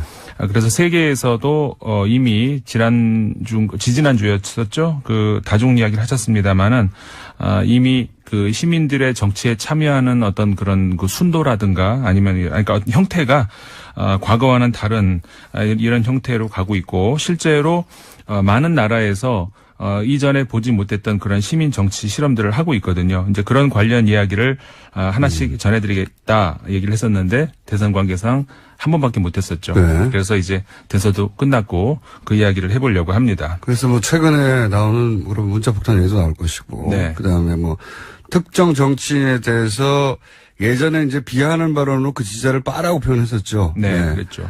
그 표현이 처음 등장한 게 제 기억으로는 노무현 대통령 지지자들을 그랬었죠. 노빠라고 네. 비하하며 공격했던 게 처음이에요. 네네. 그게 대략 이명박 정권 시절에 시작된 표현이기도 한 걸로 제가 기억하는데 그게 이제 빠를 붙여서 여러 가지 표현을 하다가 최근에 이제 문재인 대통령이 당선되니까 이제 당연히 문빠라는 표현도 등장하게 됐고, 예. 그런데 이게 집단으로 이들이 문자 폭탄을 보내는 것이고 조직적으로 보내는 것이고 여기까지 와 있어요. 네. 네. 그런데 이 문자 폭탄이라고 하는 것도 사실 아까 앞서서 이제 정치인분들 말씀하시는 걸 제가 밖에서 잠깐 들었는데 이 표현 자체가 잘못된 건 아닌가 이런 생각이 들어요. 네, 저도 그런 얘기를 뉴스공장에서 이미 했습니다. 문자 폭탄이 아니고 네. 네, 받는 정치인 입장에서 보면 여러 사람이 한꺼번에 보내는 게 폭탄이지만 보내는 사람은 자기 번호를 노출시키면서 그렇죠. 개별적인 정치적 의사 표현을 하는 거군요. 네. 네. 문자 그 번호가 남겨지는 그런 형태로 이제 보내기 때문에 사전에 보내기 전에 고민을 한다. 아까 그 말씀 하셨잖아요. 네. 그런 경험이 저도 있어요. 그러니까는 댓글을 쓸 때 이 댓글이 내 아이디가 노출이 되는 댓글인데 내가 이 말을 쓰면 어떤 이런 고민을 하고 나한테 돌아 불이익은 없을까. 그렇죠. 그런 네. 고민을 하고 댓글을 쓰거든요. 네. 그렇기 때문에 이제 그런 것이 이제 말씀하셨던 게 적절하고 일단 그 폭탄이라는 말 자체가 우리가 이제 부정적이잖아요. 예를 들어서 세금 폭탄 이런 말은 쓰지만 네. 월급 폭탄 이런 말은 안 쓰잖아요. 월급 많이 받았다고 월급 폭탄 그런 말 안 쓰고 로또 폭탄 이런 말 안 쓰잖아요. 네. 좋은 데는 쓰이지 않고 어쨌든 부정적인 의미로밖에는 쓰이지 않는데 물폭탄 이런 거. 그러니까는 일단 어떤 설명적 가치보다 언어로서 이 가치적인 그런 판단을 하게 되는 어떤 그런 용어가 되는 프레임으로 거죠. 딱 가두는 거죠, 부정적으로. 네. 국회의원들에게 문자를 많이 보내는 것은 폭탄이다라고. 그렇죠. 그래서 잘못된 겁니다. 이거는 좀 우리가 나눠서 생각을 해야 될 것 같아요. 예를 들어서 국회의원들한테 칭찬하는 문자 폭탄이 갔다. 그것도 싫을까요? 그렇진 않을 거 아니에요. 네. 그러니까 이 욕설이 담긴 어떤 그런 문자, 그 다음에 대량으로 한꺼번에 쏟아져 들어오는 문자, 이거 두 개는 구별해야 됩니다. 그러니까 욕설이 한꺼번에 들어왔다. 그래서 이제 문자 폭탄 이렇게 하는데 욕설은요. 단 하나의 문자가 와도 기분 나빠요. 그건 폭탄이 아니라 친구한테 받아도 그건 기분이 나쁘죠. 그러니까는 욕설을 받았을 때 그건 당연히 좋을 사람이 없고 그거는 하면 안 되는 거고 그건 당연히 이제 부정적인 그거를 뭐 칭찬하는 사람이 어느 세상에 누구도 없죠. 그거는 그러니까는 나쁜 거 그건 제외하고 그 다음에 그 정치인들에게 문자를 보내서 특히 내 개인 번호까지 기록이 남는 그런 문자를 보내서 내 의사를 전달하는 거 그 자체만을 요구를 할 수는 없는 거거든요. 다만 그게 이제 한꺼번에 들어왔다. 그래서 이제 그 불만이다라고 얘기를 하신다면은 저는요 거꾸로 개인적으로 제 얘기를 잠깐 하면 저는 문자 받는 거라든가 아니면 SNS라든가 이런 거 사용하는 거 굉장히 싫어합니다. 그게 날아오는 거 싫어해요. 근데 뭐 일 때문에 혹은 뭐 인간관계 때문에 어쩔 수 없이 하는 경우가 있지만 선거철만 되면 정치인들이 보내는 그 문자 저는 아주 그냥 죽을 지경이거든요. 그게 문자 폭탄이에요. 네, 그러니까는 그 이야기를 왜 안 하시죠? 그 정치인들 그것도 거꾸로 생각을 하셔야 돼요. 왜 그를 한꺼번에 받기 싫은 그 일반인들한테 문자를 보내시는지. 그리고 선거철만 되면은 밖에서 스피커로 이렇게 스피커 설치한 차량이 돌잖아요. 저는 저한테 굉장히 방해돼요. 일하는데 방해되고 연구하는데 방해되고 뭐 밤에 안 하니까는 뭐 상관이 없습니다만 유세 폭탄이에요. 그러니까 왜 그런 폭탄은 얘기 안 하시고 본인한테 싫은 것만 얘기를 하시는지. 기본적으로 폭탄이 되려면 동일인이 같은 메시지를 반복적으로 그렇죠. 보내는 소위 매크로 네. 이 행위가 있어야 폭탄이라고 하는 거죠. 이 정치인들이 받는 거는 본인들은 한꺼번에 쏟아지니까. 그렇죠. 그러니까 이런 거잖아요. 생각했지만. 보낸 사람은 한 번 보낸 거예요. 받는 사람이 여러 개. 그러면 선거도 마찬가지 아닌가요? 나는 한 표 줬는데 저 국회의원 받는 사람들은 수만 표, 수십만 표를 받는 거잖아요. 왜 그거는 그러면은 폭탄이라고 얘기를 안 하죠? 그러니까 득표 폭탄이죠. 그러니까 득표 폭탄 받는 거는 왜 안 싫어하세요? 그러니까 국민들의 한 사람 한 사람의 행위를 어떤 그 한꺼번에 나한테 왔다고 해서 비난을 한다. 이거는 적절하지 않은. 그래서 제가 이제 문자 폭탄이 아니라 문자로 항의하는 거거나 네. 문자로 참여하는 거거나 문자로 민심을 전하는 거거나 네. 그렇게 받아들일 자세가 돼 있어야 돼요. 그렇죠. 기본적으로. 그게 싫으면 스마트폰을 쓰지 마셔야죠. 아니면은 정치를 하지 말든가요. 네. 그러니까 욕설은 분명 아까도 말씀드렸듯이 단 하나의 문자가 와도 그거는 안 되는 거죠. 기분 나쁜 건. 저는 사실 욕설도 하면 안 되는 거지만 어쩔 수 없이 하는 사람들도 있어요. 그 감정을 표현할 방법이 없어서 길 가다가 근데 그런 분들은요. 자기 전화번호를 노출하며 자기보다 훨씬 힘이 센 국회의원에게 그렇게 보내는 거거든요. 그렇죠. 가만히 생각해 보시면 내가 아는 어떤 국회의원에게라도 욕설이 담긴 문자를 쓸 수 있을까 생각해 보면 쉽지 않은 일입니다. 네, 그렇죠. 그 정도로 격해진 분들은 그 사람이 눈앞에 있으면 눈앞에서도 욕을 할 거예요. 네. 그러니까 그런 정도로 내가 하는 정치 행위가 국민들한테 혹은 유권자에게 격렬한 반응을 일으키구나. 이렇게 이해해야지. 내가 자연인으로 욕을 먹어서 기분 나빠. 이렇게 하면 정치 못해요, 앞으로는. 맞습니다. 네. 어떤 의미에서는 그래서 그 문자 폭탄을 받으시는 분 있고, 문자는커녕 뭐 진짜 주목을 못 받는 정치인도 아마 있으실 거예요. 하태경 의원이 그런 말 했어요. 문자 폭탄 올 때가 좋은 거라고. 그렇죠. 그 말 하셨죠? 저는 그 전적으로 동의하는 것이 뭐 인터넷 써보신 분들 다 아실 겁니다. 내가 글을 썼는데 그 밑에 욕설이 달린 것하고 흔히 우리가 무풀이라고 하죠. 네. 어떤 것이 더 기분이 나쁜지. 욕설 10개가 훨씬 나아요. 그 써보신 분들은 알 겁니다. 맞습니다. 그래서 이제 그런 이야기들을 겸해서 그 결국은 시민들의 그 정치 참여 이런 것들은 앞으로는 어떻게 그 빠져나갈 수 없는 그리고 이제 이건 대세죠. 그래서 이건 전 세계적인 현상이 이제 앞으로 어쩔 수 없어요. 네, 맞습니다. 이렇게 변해갈 수밖에 없어요. 네. 그래서 다른 나라의 경우 시민의 그 정치 참여 이런 것들을 봐야 되겠는데 어디까지 갔느냐? 네. 오늘 같은 경우에는 아일랜드 사례를 하나 들어드릴까 싶어요. 아일랜드 같은 경우, 그러니까 그 이외에도 다른 나라들이 이제 많이 있는데 그 차차 소개를 해드리고요. 아일랜드 같은 경우에는 잠깐만요. 네. 어떤 분이 문자 폭탄이 아니고 문자 세례다. 오. 네. 국민들에게 그런 반응이 있다는 걸 고마워해야 한다. 무풀이 무서운 거다. 그렇네요. 네. 예. 문자 세례다. 네. 아, 그 말 좋다. 진짜 문자 세례. 문자 세례, 아, 예. 문자 민원. 네. 그러네요. 말부터 조심해야 되는 겁니다. 이게 사실 정치인들만 따질 게 아니라 요 프레임을 고스란히 그 용화해서 언론에서 계속 제목으로 쓰는 것도 큰 문제거든요. 예. 그렇죠. 제가 아까 프레임을 말씀드렸잖아요. 강화시킵니다. 그 설명적 기능보다 가치적인 기능이 있기 때문에 폭탄이란 말은 그런 말보다는 문자 세례예요. 좋네요. 그 말. 네, 문자 세례를 받았다. 뭐 그렇게 표현해도 되는 일을 꼭 정치인이 받은 그 정치인들이 이제 가장 먼저 만나는 게 기자들이고 기자들 정치를 만나서 기사를 쓰니까 문자 네. 폭탄이라 표현하니까 아마 네. 고스란히 쓴 것 같아요. 근데 그렇게 쓰지 말아야 한다 이제. 네. 문자 폭주까지는 제가 봐드리겠습니다. 사실 뭐 얘기가 길어진 김에 예. 그래서 그 관련해서 사례, 예. 관련해서 다른 말씀 하나만 더 드리면은 그래서 용어의 부적절성 아까 얘기 나와서 얘기한 건데 위장 전입 아까 말씀 많이 하시던데요. 그것도 용어 자체가 저는 잘못된 것 같아요. 법률 용어가 그렇게 정해져 있으니 그 외에는 근데 방법이 없는 거죠. 고쳐야 되는 것이 왜냐하면 위장이라는 말 자체가 그렇잖아요. 주소지 불일치 이런 정도면 괜찮은데 네.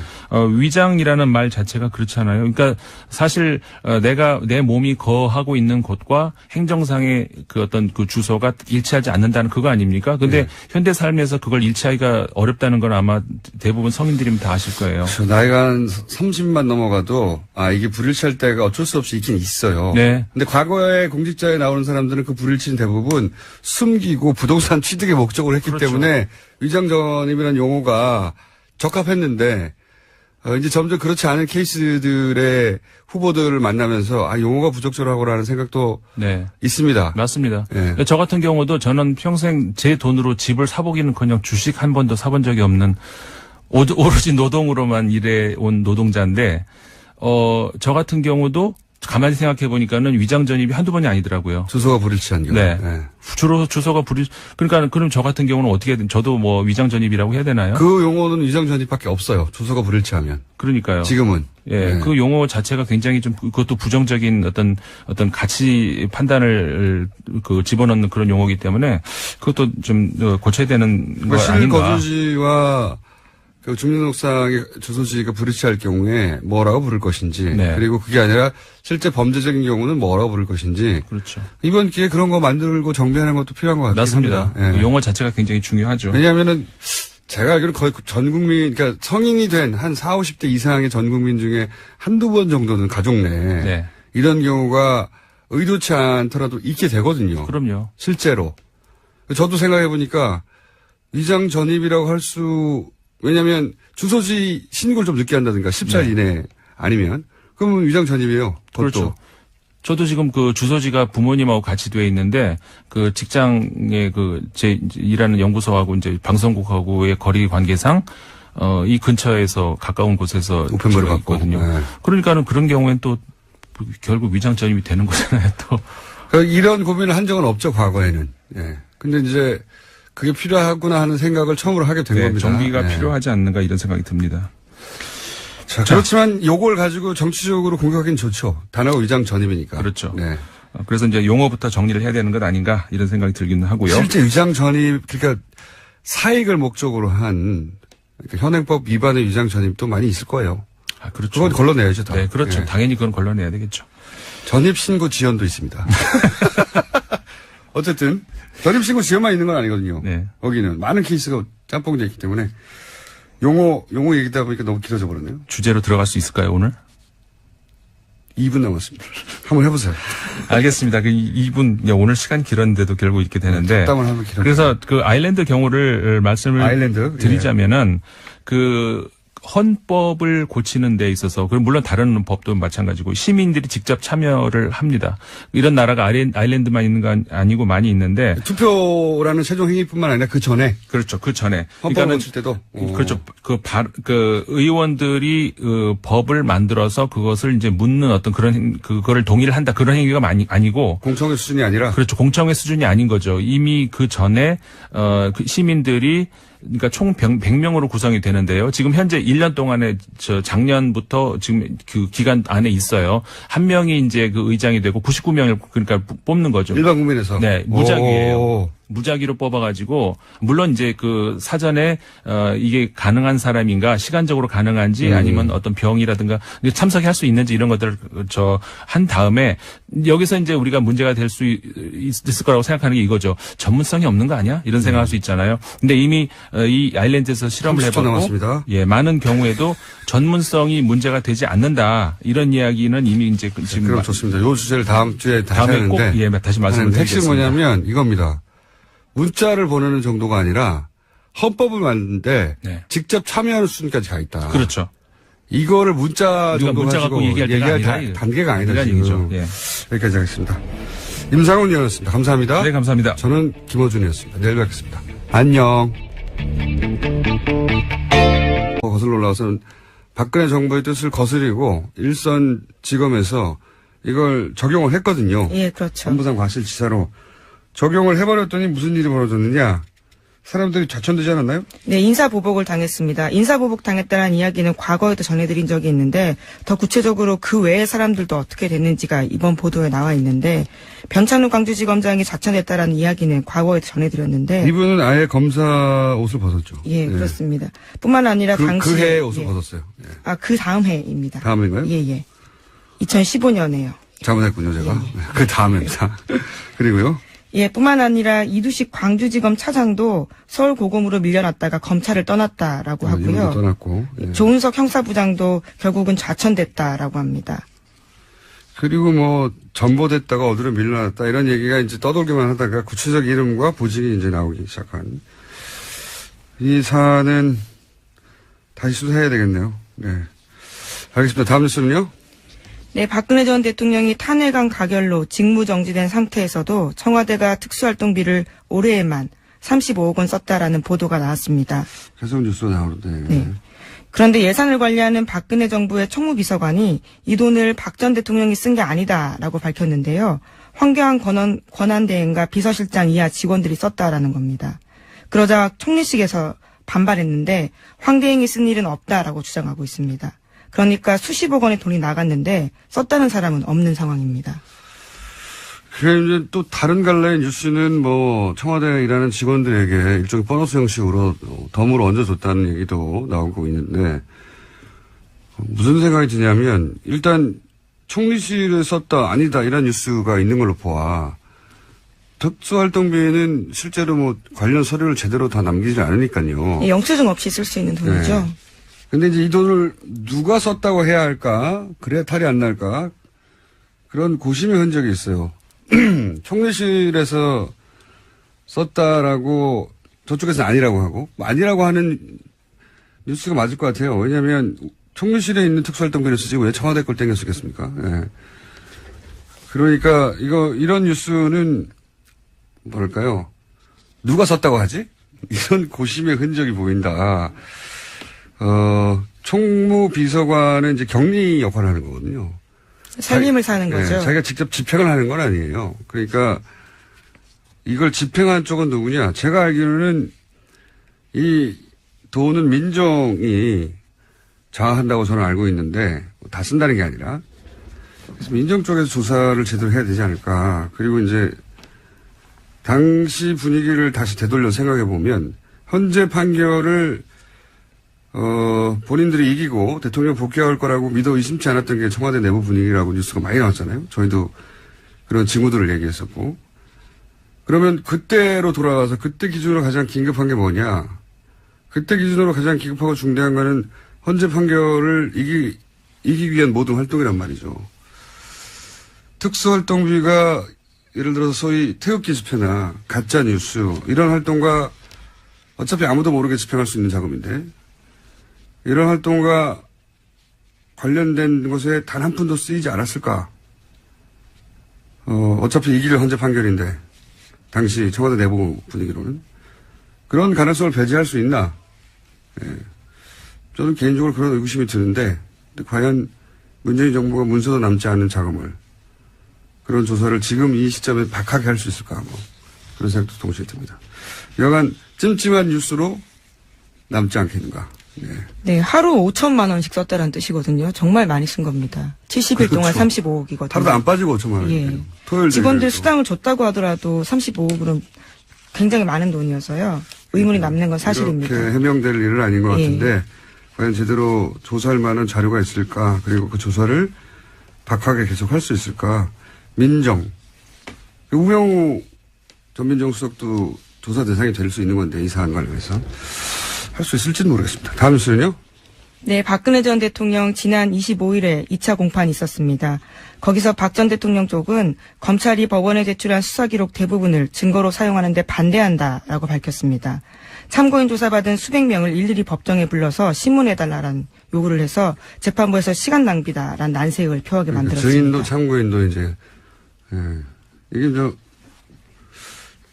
계속 이런 뉴스가 나오는데 지연시키는 이유는 지난 시간에 유능한 변호인단의 변호를 받고 있는 삼성 이재용 회장 재판이 먼저 진행돼서 거기서 이재용 부회장이 무죄를 받거나 아니면 뭐 상당한 혐의를 벗거나 그렇게 자객식의 재판이 유리하게 작용될 때까지 시간을 끄는 거 아니냐 이런 생각을 제가 전해드렸는데 한 가지 더 생각해 보자면 예전에 탄핵 심판 때 생각해 보면 전략이 아주 극단적이었어요. 그렇잖아요? 되돌아보면 재판부의 반응, 뭐 여론 따위 전혀 고려하지 않는 본인들의 목적에 딱 꽂혀서 나머지는 전혀 법정에서 이것이 도대체 어떻게 받아들여질 건지 이런 생각을 하지 않고 전략을 구사했단 말이죠. 그때 그 전략을 유영하 변호사가 주도한 게 아니냐. 그래서 헌재 판결이 불리하게 나는데 지대한 공헌을 한 거 아니냐 이런 얘기 했었는데 똑같은 사람이 여전히 계속해서 유일하게 만나고 있어요. 그래서 한번 생각해 봅시다. 만나면 뭐라고 할까? 만나면 그런 얘기 할 것 같아요. 가장 빨리 나가는 법을 찾자. 그렇지 않겠습니까? 예. 예, 구속 만기가 6개월이라 뭐 이런 그렇죠. 의미인가요? 예. 예, 제가 보기에는 재판을 구속 만기까지 계속 지연시켜서 구속 만기 이후 풀려난 상태로 재판을 받자. 이런 전략이 아니겠는가. 예, 쉽지 않아 보입니다. 대통령 적용 혐의가 18. 안녕하세요. 김호준입니다. 정의당 김종대 의원이 군형법 개정안을 발의했습니다. 92조 6항 동성애 관련 조항 때문입니다. 현행 군 형법은 영내가 아니라 사적 공간에서 합의된 관계도 처벌합니다. 김 의원은 이를 성적 자기결정권과 사생활 자유의 침해라고 지적합니다. 유엔에서도 이 조항은 이미 2차례 폐지 권고를 한 바 있죠. 그런데 이 개정안 때문에 김 의원 사무실은 엄청난 항의를 받고 있다고 합니다. 우리는 흔히 동성애자를 반대한다는 표현을 씁니다. 이 표현이 왜 문제가 되느냐. 존재를 반대할 수는 없는 거죠. 빨간색을 반대한다. 말이 안 되죠. 마찬가지 이유로 흑인을 반대할 수 없습니다. 흑인을 싫어한다 표현만 가능한 거죠. 생각해보면 실제로는 그렇게 싫어하는 걸 반대한다고 표현하는 겁니다. 왜 싫어하느냐? 다르니까. 인간 본성은 다른 존재를 두려워합니다. 두려운 게 싫고 그리고 혐오가 되는 거죠. 그러니까 이 논란의 본질은 존재하는 소수자들을 다수가 자신과 다르다는 이유로 혐오하여 그들의 시민적 권리를 제약할 수 있는가?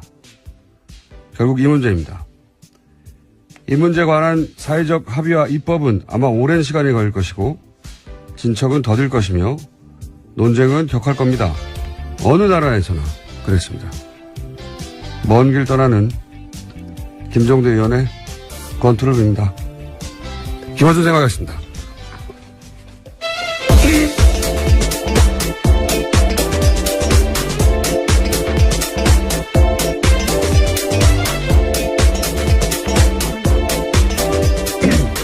뭐 계속 정리래요. 네. 시사인의 김은지입니다. 자, 목을 풀지 않았더니 예, 월요일 아침부터 많은 분들이 깜짝 놀라시겠습니다. 네, 목을 풀고 시작했어야 되는데 저희 책임 PD가 얼굴이 제가 마음에 안 들어가지고 쳐다보다가 갑자기 왜 그쪽으로 가십니까? 그러니까요. 생기기 마음에 안 들어요. 자, 첫 뉴스는요. 네, 북한이 오늘 새벽 탄도미사일로 추정되는 발사체를 발사했습니다. 합동참모본부에서 밝히길 북한은 오늘 오전 5시 39분 강원도 원산 일대에서 동쪽 방향으로 불상의 발사체를 발사했다라고 밝혔습니다. 이어서 대통령이 관련 상황을 즉시 보고했고 오늘 오전 7시 반에 NSC 상임위 개최하겠다라고 알렸습니다. 6월 말로 예정된 걸로 알려진 이 한미 정상회담, 그 전에 제가 보기에는 앞으로 더 쏠 것 같아요. 예. 최근에 중국과의 관계도 이제 북한이 안 좋은데, 한중 관계가 이제 사드 이전으로 정상화되면 더욱 북한 입장에서는 압력을 받을 테니까 그런 목적도 있는 것 같고, 그 전에 그래서 계속 존재감을 드러내는 이런 미사일 발사가 있지 않겠는가. 속 보니까 여기까지밖에 전달해드릴 내용이 없고, 좀 구체적인 내용이 나오면 내일 또 다루기로 하고, 다음 뉴스는요? 네, 황교안 전 총리가 세월호 수사에서 외압을 했다라는 구체적으로 관련된 내용들이 드러났는데요. 한겨레 신문이 오늘 아침에 보도했습니다. 황교안 전 총리가 법무부 장관이던 2014년 세월호 사건 수사 과정에서 해경 1, 2, 3정장에 대한 업무상 과실치사 혐의 적용을 막지 못했다는 이유로 당시 변찬욱 광주지검장을 크게 질책했다라는 건데요. 또 김주현 당시 법무부 검찰국장도 업무상 과실치사 적용을 놓고 광주지검 수사팀을 지휘하던 조은석 대검찰청 형사부장과 여러 차례 언성을 높이면서 충돌했다라는 겁니다. 이 뉴스는 이제 몇 차례 저희도 전달해 드렸는데, 이번에 이제 구체적인 이름, 직책들이 이제 등장을 하네요. 예, 네. 특정되기 시작한 겁니다.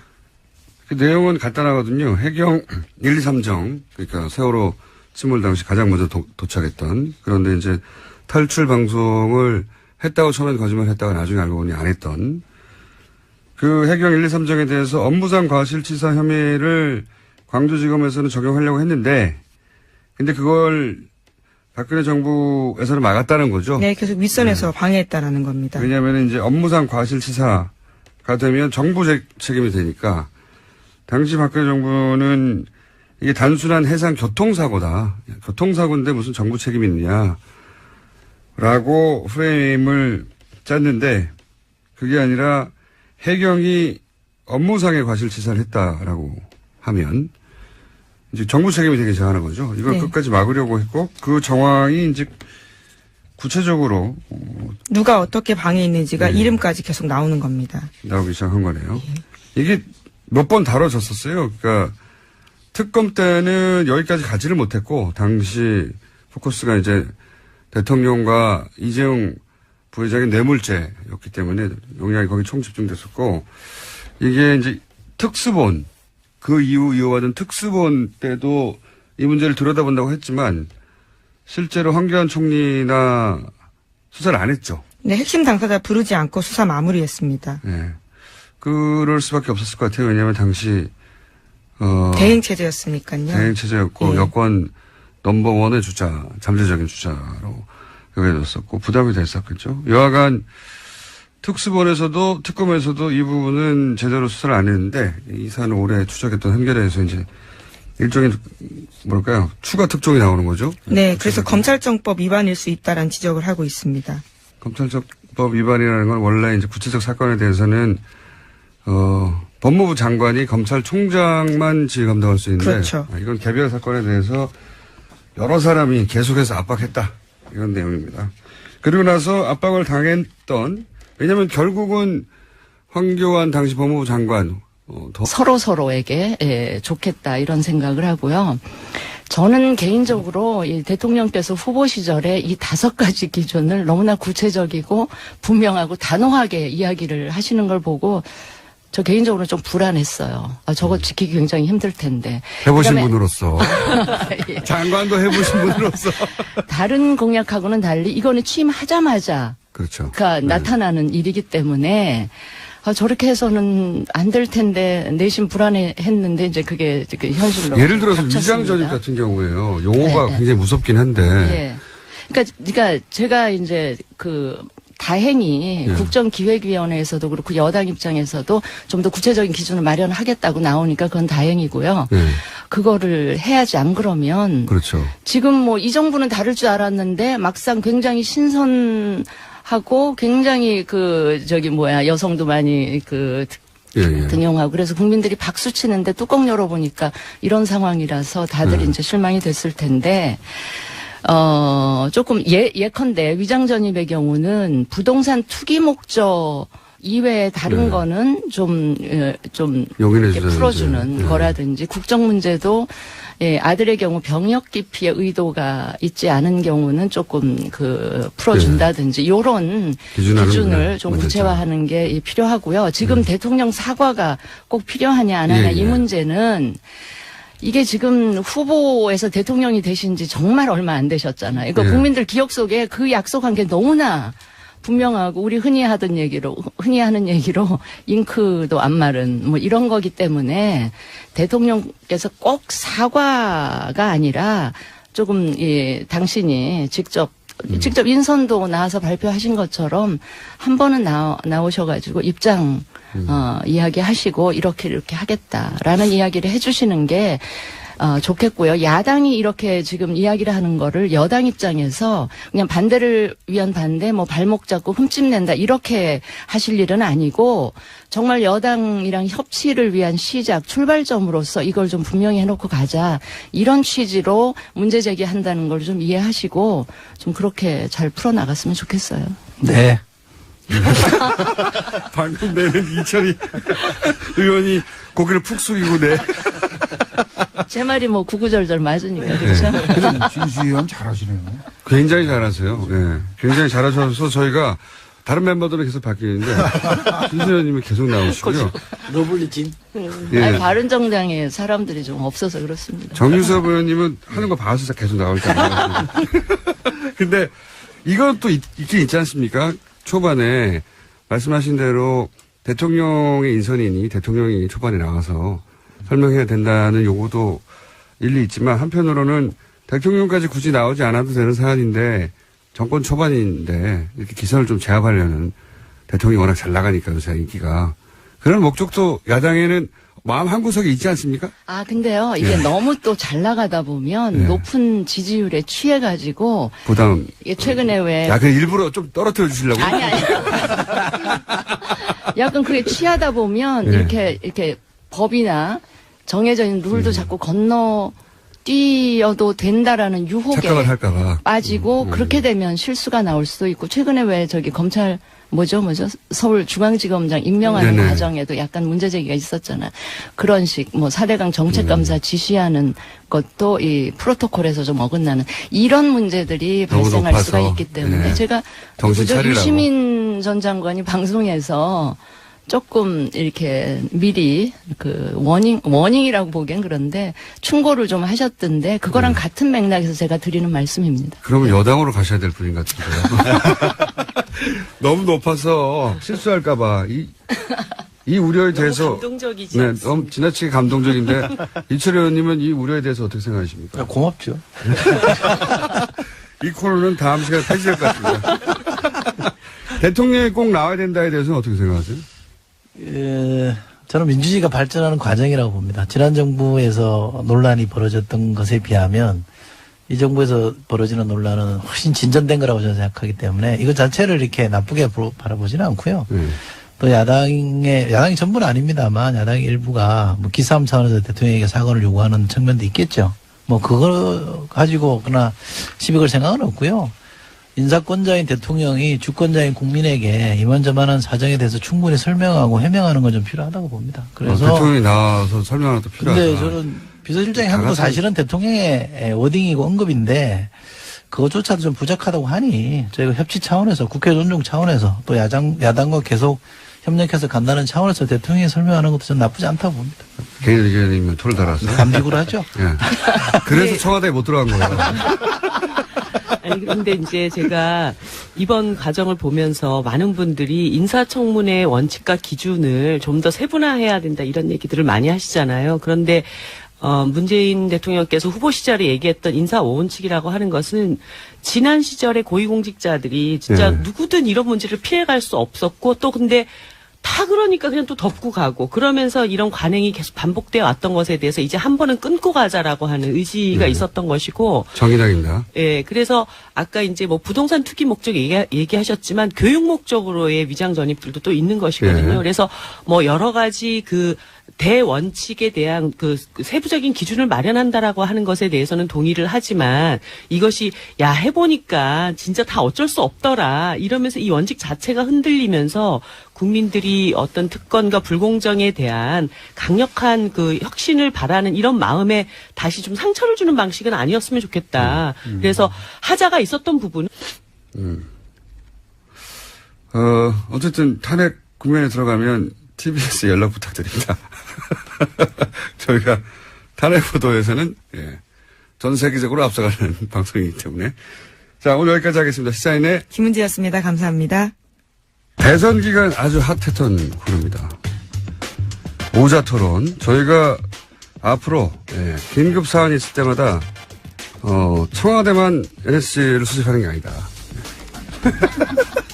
뉴스 공장 5당 안보회의를 저희가 사안이 있을 때 긴급히 소집하기로 했는데 오늘 소집 날짜가 잡혀가지고 5분을 모셨습니다. 이제는 일당이 아니라 이제 여당이 됐기 때문에 첫 번째로 소개해드리겠습니다. 더불어민주당 이철희 의원 나오셨습니다. 안녕하십니까? 네, 자유한국당 정유섭 의원 나오셨습니다. 네, 안녕하세요. 네, 국민의당 송금주 의원 처음으로 나오셨습니다. 네, 안녕하십니까? 바른정당의 진수희 전 의원 나오셨습니다. 네, 안녕하세요. 저희가 애정하는 의원님입니다.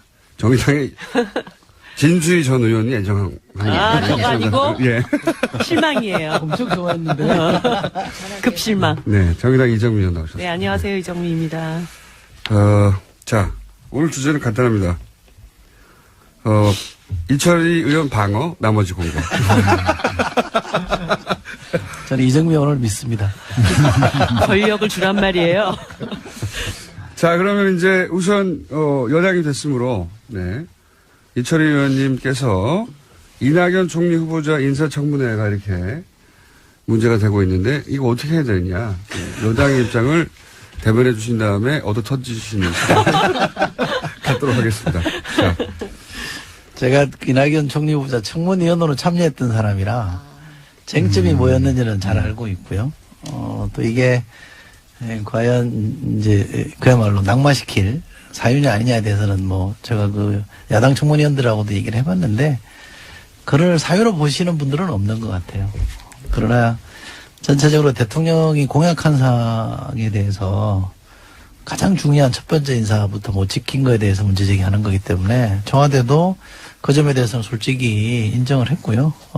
또 임종석 비서실장이 해명성 사과를 했기 때문에 저는 약간의 시간만 좀 지체될 뿐 크게 보면 협치의 틀은 저는 유지될 거라고 봐서 청와대나 저희 여당이 적극적으로 야당을 설득하고 또 인사청문회 기준이라 그럴까요? 인사 기준에 대해서 협의를 해 나간다면 원만하게 풀리지 않을까 싶습니다. 자, 이렇게 낮은 자세로 목소리마저 약간 비교하고 제발 봐달라면 여당에 대한 이철희 의원의 이야기가 있었고요. 여기 대해서는 뭐 지금 순서대로 할 필요가 없기 때문에 말씀하실 분은 손들어서 말씀하시면 됩니다. 예. 누굽니다 말씀해 주세요. 자유한국당 정유섭 의원입니다. 저도 이낙연 그 지사에 대해서 굉장히 의외였어요. 이게 4선 의원이시고 지사지냐고 그래가지고 그렇게 흠결이 없을 줄 알았는데 사람은 역시 털어서 먼지 안 나는 사람 없다. 그래가지고 완전한 사람은 없는 것 같습니다. 이낙연 의원이 과거 기준에 의하면 당연히 부적격이죠. 총리로서 도덕적인 흠결이 분명히 나왔습니다. 그것도 한두 가지가 아니라 여러 가지가 나왔어요. 그렇기 때문에 당연히 부적격인데 이거를 그러면 어떻게 할 거냐. 지금 엊그제 임종석 비서실장이나 우원식 여당 원내대표 얘기했듯이 지금 내각을 빨리 구성해야 되고 국정안정을 해야 되는데 지금 총리 인준 가지고 이렇게 끌 거냐 하는 그런 문제가 있어요. 그래서 저희는 생각이 이게 어쨌든 정치적인 타결이 있어야 되겠다. 정치적인 해법을 모색해야 되겠다. 흠결은 있지만 지금 상황을 봐서 이거를 인준하는 것에 관해서 정치적으로 각 당에서 협의를 해서 결론을 내줬으면 좋겠다 그렇게 생각을 합니다. 그러니까 그 결론을 어떻게 내려야 하는 거죠? 그럼 뭐 이제 우리 당에서 요구한 거는 뭐 대통령 유감 표명이다. 그다음에 어떤 기준을 세우라 뭐 이런 게 있었잖아요. 그런데 그런 조치들이 안 돼 있으니까 뭐 오늘 본회의하기 전에 각 당 원내대표들이 만난다든지 또는 대통령 하고 뭐 상의를 한다든지 해서 어떤 해법을 찾아야죠. 그냥 갈 수는 없잖아요. 대통령 사과가 아니면은 절대로 안 된다. 이게 입장인지 아닌지부터 궁금해요. 네. 원내대표끼리 만나야죠. 한 걸음 물러서신 듯. 네. 이게 빨리 굉장히 없애버려. 합리적이시네요. 네. 굉장히 합리적이시고 지나치게 합리적이어서 재미가 없어요. 왜 그랬어요, 오늘? 전쟁을 치러올 줄 알았는데 네. 스무스하게. 대선 때처럼 이렇게 치고받고 해야 되는데 다들 한쪽은 비굴하고 한쪽은 합리적이고. 자, 이 사안, 그래서 대통령이 꼭 나와야 되는 거지. 왜냐면 언론에서는 항상 계속 대통령이 사과해야 된다는 게 야당의 입장처럼. 어떻습니까? 제가 좀 말씀드릴까요? 예, 네. 바른정당의 진수입니다. 이 문제는 임기 초기에 뭐 대통령의 높은 지지율로 그냥 적당히 덮고 넘어갈 문제는 결코 아니고요. 아마 여당도 그럴 생각은 아닌 것 같아서 이제 다행인데, 네. 이게 그냥 좋은 게 좋다고 덮고 갈 문제가 아닌 것이 이 인사청문이 이번 한 번으로 끝나는 일이면 뭐 그럴 수도 있겠어요. 근데 앞으로 임기 5년 동안 수없이 많은 인사청문을 할 텐데 그때마다 이 기준을 명확하게 구체적인 기준을 설정을 안 하고 가면 그때마다 이런 문제가 나타날 것이기 때문에 보는 국민들은 굉장히 짜증나고요. 당하는 정부나 청와대나 여당 입장에서도 굉장히 피곤할 일이다 이렇게 생각을 해서 차제 물론 이제 이 조각이나 총리 인준이 조금 며칠 더 걸리더라도 이걸 좀 구체적인 기준, 그러니까 적용할 수 있는 아주 이 기준을 좀 분명히 구체화해놓고 가는 게 까지거든요. 다르게 또 영장을 칠 수도 있을 거라고 봐서요. 근데 이제 구속영장이 연장되는 거는 정치적으로 부담스러워서 안 할 거라고 생각하고 본인들 생각이 그렇게 할 수 있다는 거죠. 그 목표가 정해졌으니까 가능한 모든 수단을 동원해서 지연시키는 게 아닐까 또. 지난번에도 얼토당토하는데 저희가 보기에는 그랬잖아요. 근데 그랬던 두 분이 또 만났잖아요. 나머지 그건 잘못된 전략이다. 법정에서 불리하다. 말해줄 사람이 없는 것 같으니까 그런 이유도 있지 않겠는가. 그런 전략일 가능성을 배제할 수 없다. 이분들이 해왔던 전력을 보면 이재용 부회장 재판까지 기다리는 것만으로는 법정에서 좀 불리하거든요. 재판부에 불리한 인상, 나쁜 인상을 주는 거거든요. 그렇게 보일 가능성이 네, 큽니다. 의도적으로 지원한다고 보이게 되는데 그거를 개의치 않는 거죠 지금. 그럴 가능성도 있는 것 같습니다. 다음 뉴스는요. 네, 이낙연 국무총리 후보자 국회 인준이 난항 겪고 있습니다. 위장 전입 논란으로 촉발된 야권의 공세가 계속되고 있고 여야 입장차가 좁혀지지 않고 있습니다. 그리고 이제 야당은 문재인 대통령이 나와라. 예, 이거는 문재인 대통령이 해결해야 된다. 네, 입장을 밝히라라고 예. 요구하고 있습니다. 자, 이 문제는 저희가 간만에 오자 토론을 마련했습니다. 네. 딱 적합한 사안인 것 같아서 오자 토론을 통해서 한번 각 당의 입장 그리고 민주당 입장을 오자 토론에 나온 당사자 의원들로부터 들어보도록 하겠습니다. 자, 다음 뉴스는요. 네, 서훈 국정원장 후보자가 국정원 댓글 사건을 조사하겠다고 밝혔습니다. 국정원의 보수단체 지원 의혹 등에 대해서도 사실관계 살펴보겠다라고 했는데요. 국정원 내 최순실, 우병우 라인이 있었다라는 의혹에 대해서도 취임하면 사실관계 살펴보겠다고 밝혔습니다. 뭐 당연히 해야 할 일이죠. 예. 국정원 내에도 우병우 라인이 있다고 하는 뉴스는 탄핵 기간이 많이 나왔었죠. 근데 그분이 그때 그 이후로 어떻게 됐는지는 뉴스가 전혀 없는데. 그리고 국정원의 보수단체 지원은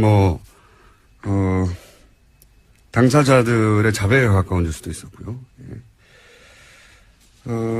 댓글 사건도 윤석열 검사가 컴백한 이상 이 사건도 역시 다시 다뤄주겠죠.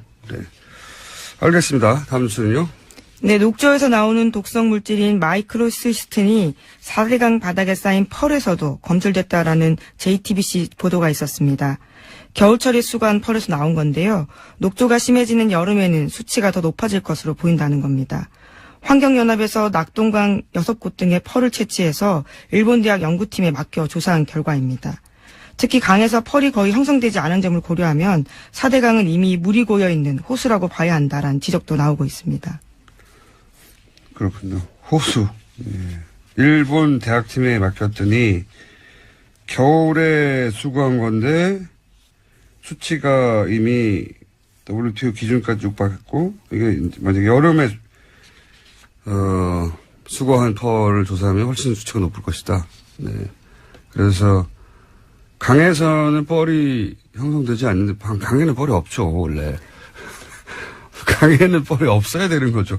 계속 흐르는 물인데, 뻘이 형성되지 않아야 될 곳에 형성됐다는 점에서 보면, 4대강은 호수라고 봐야 한다.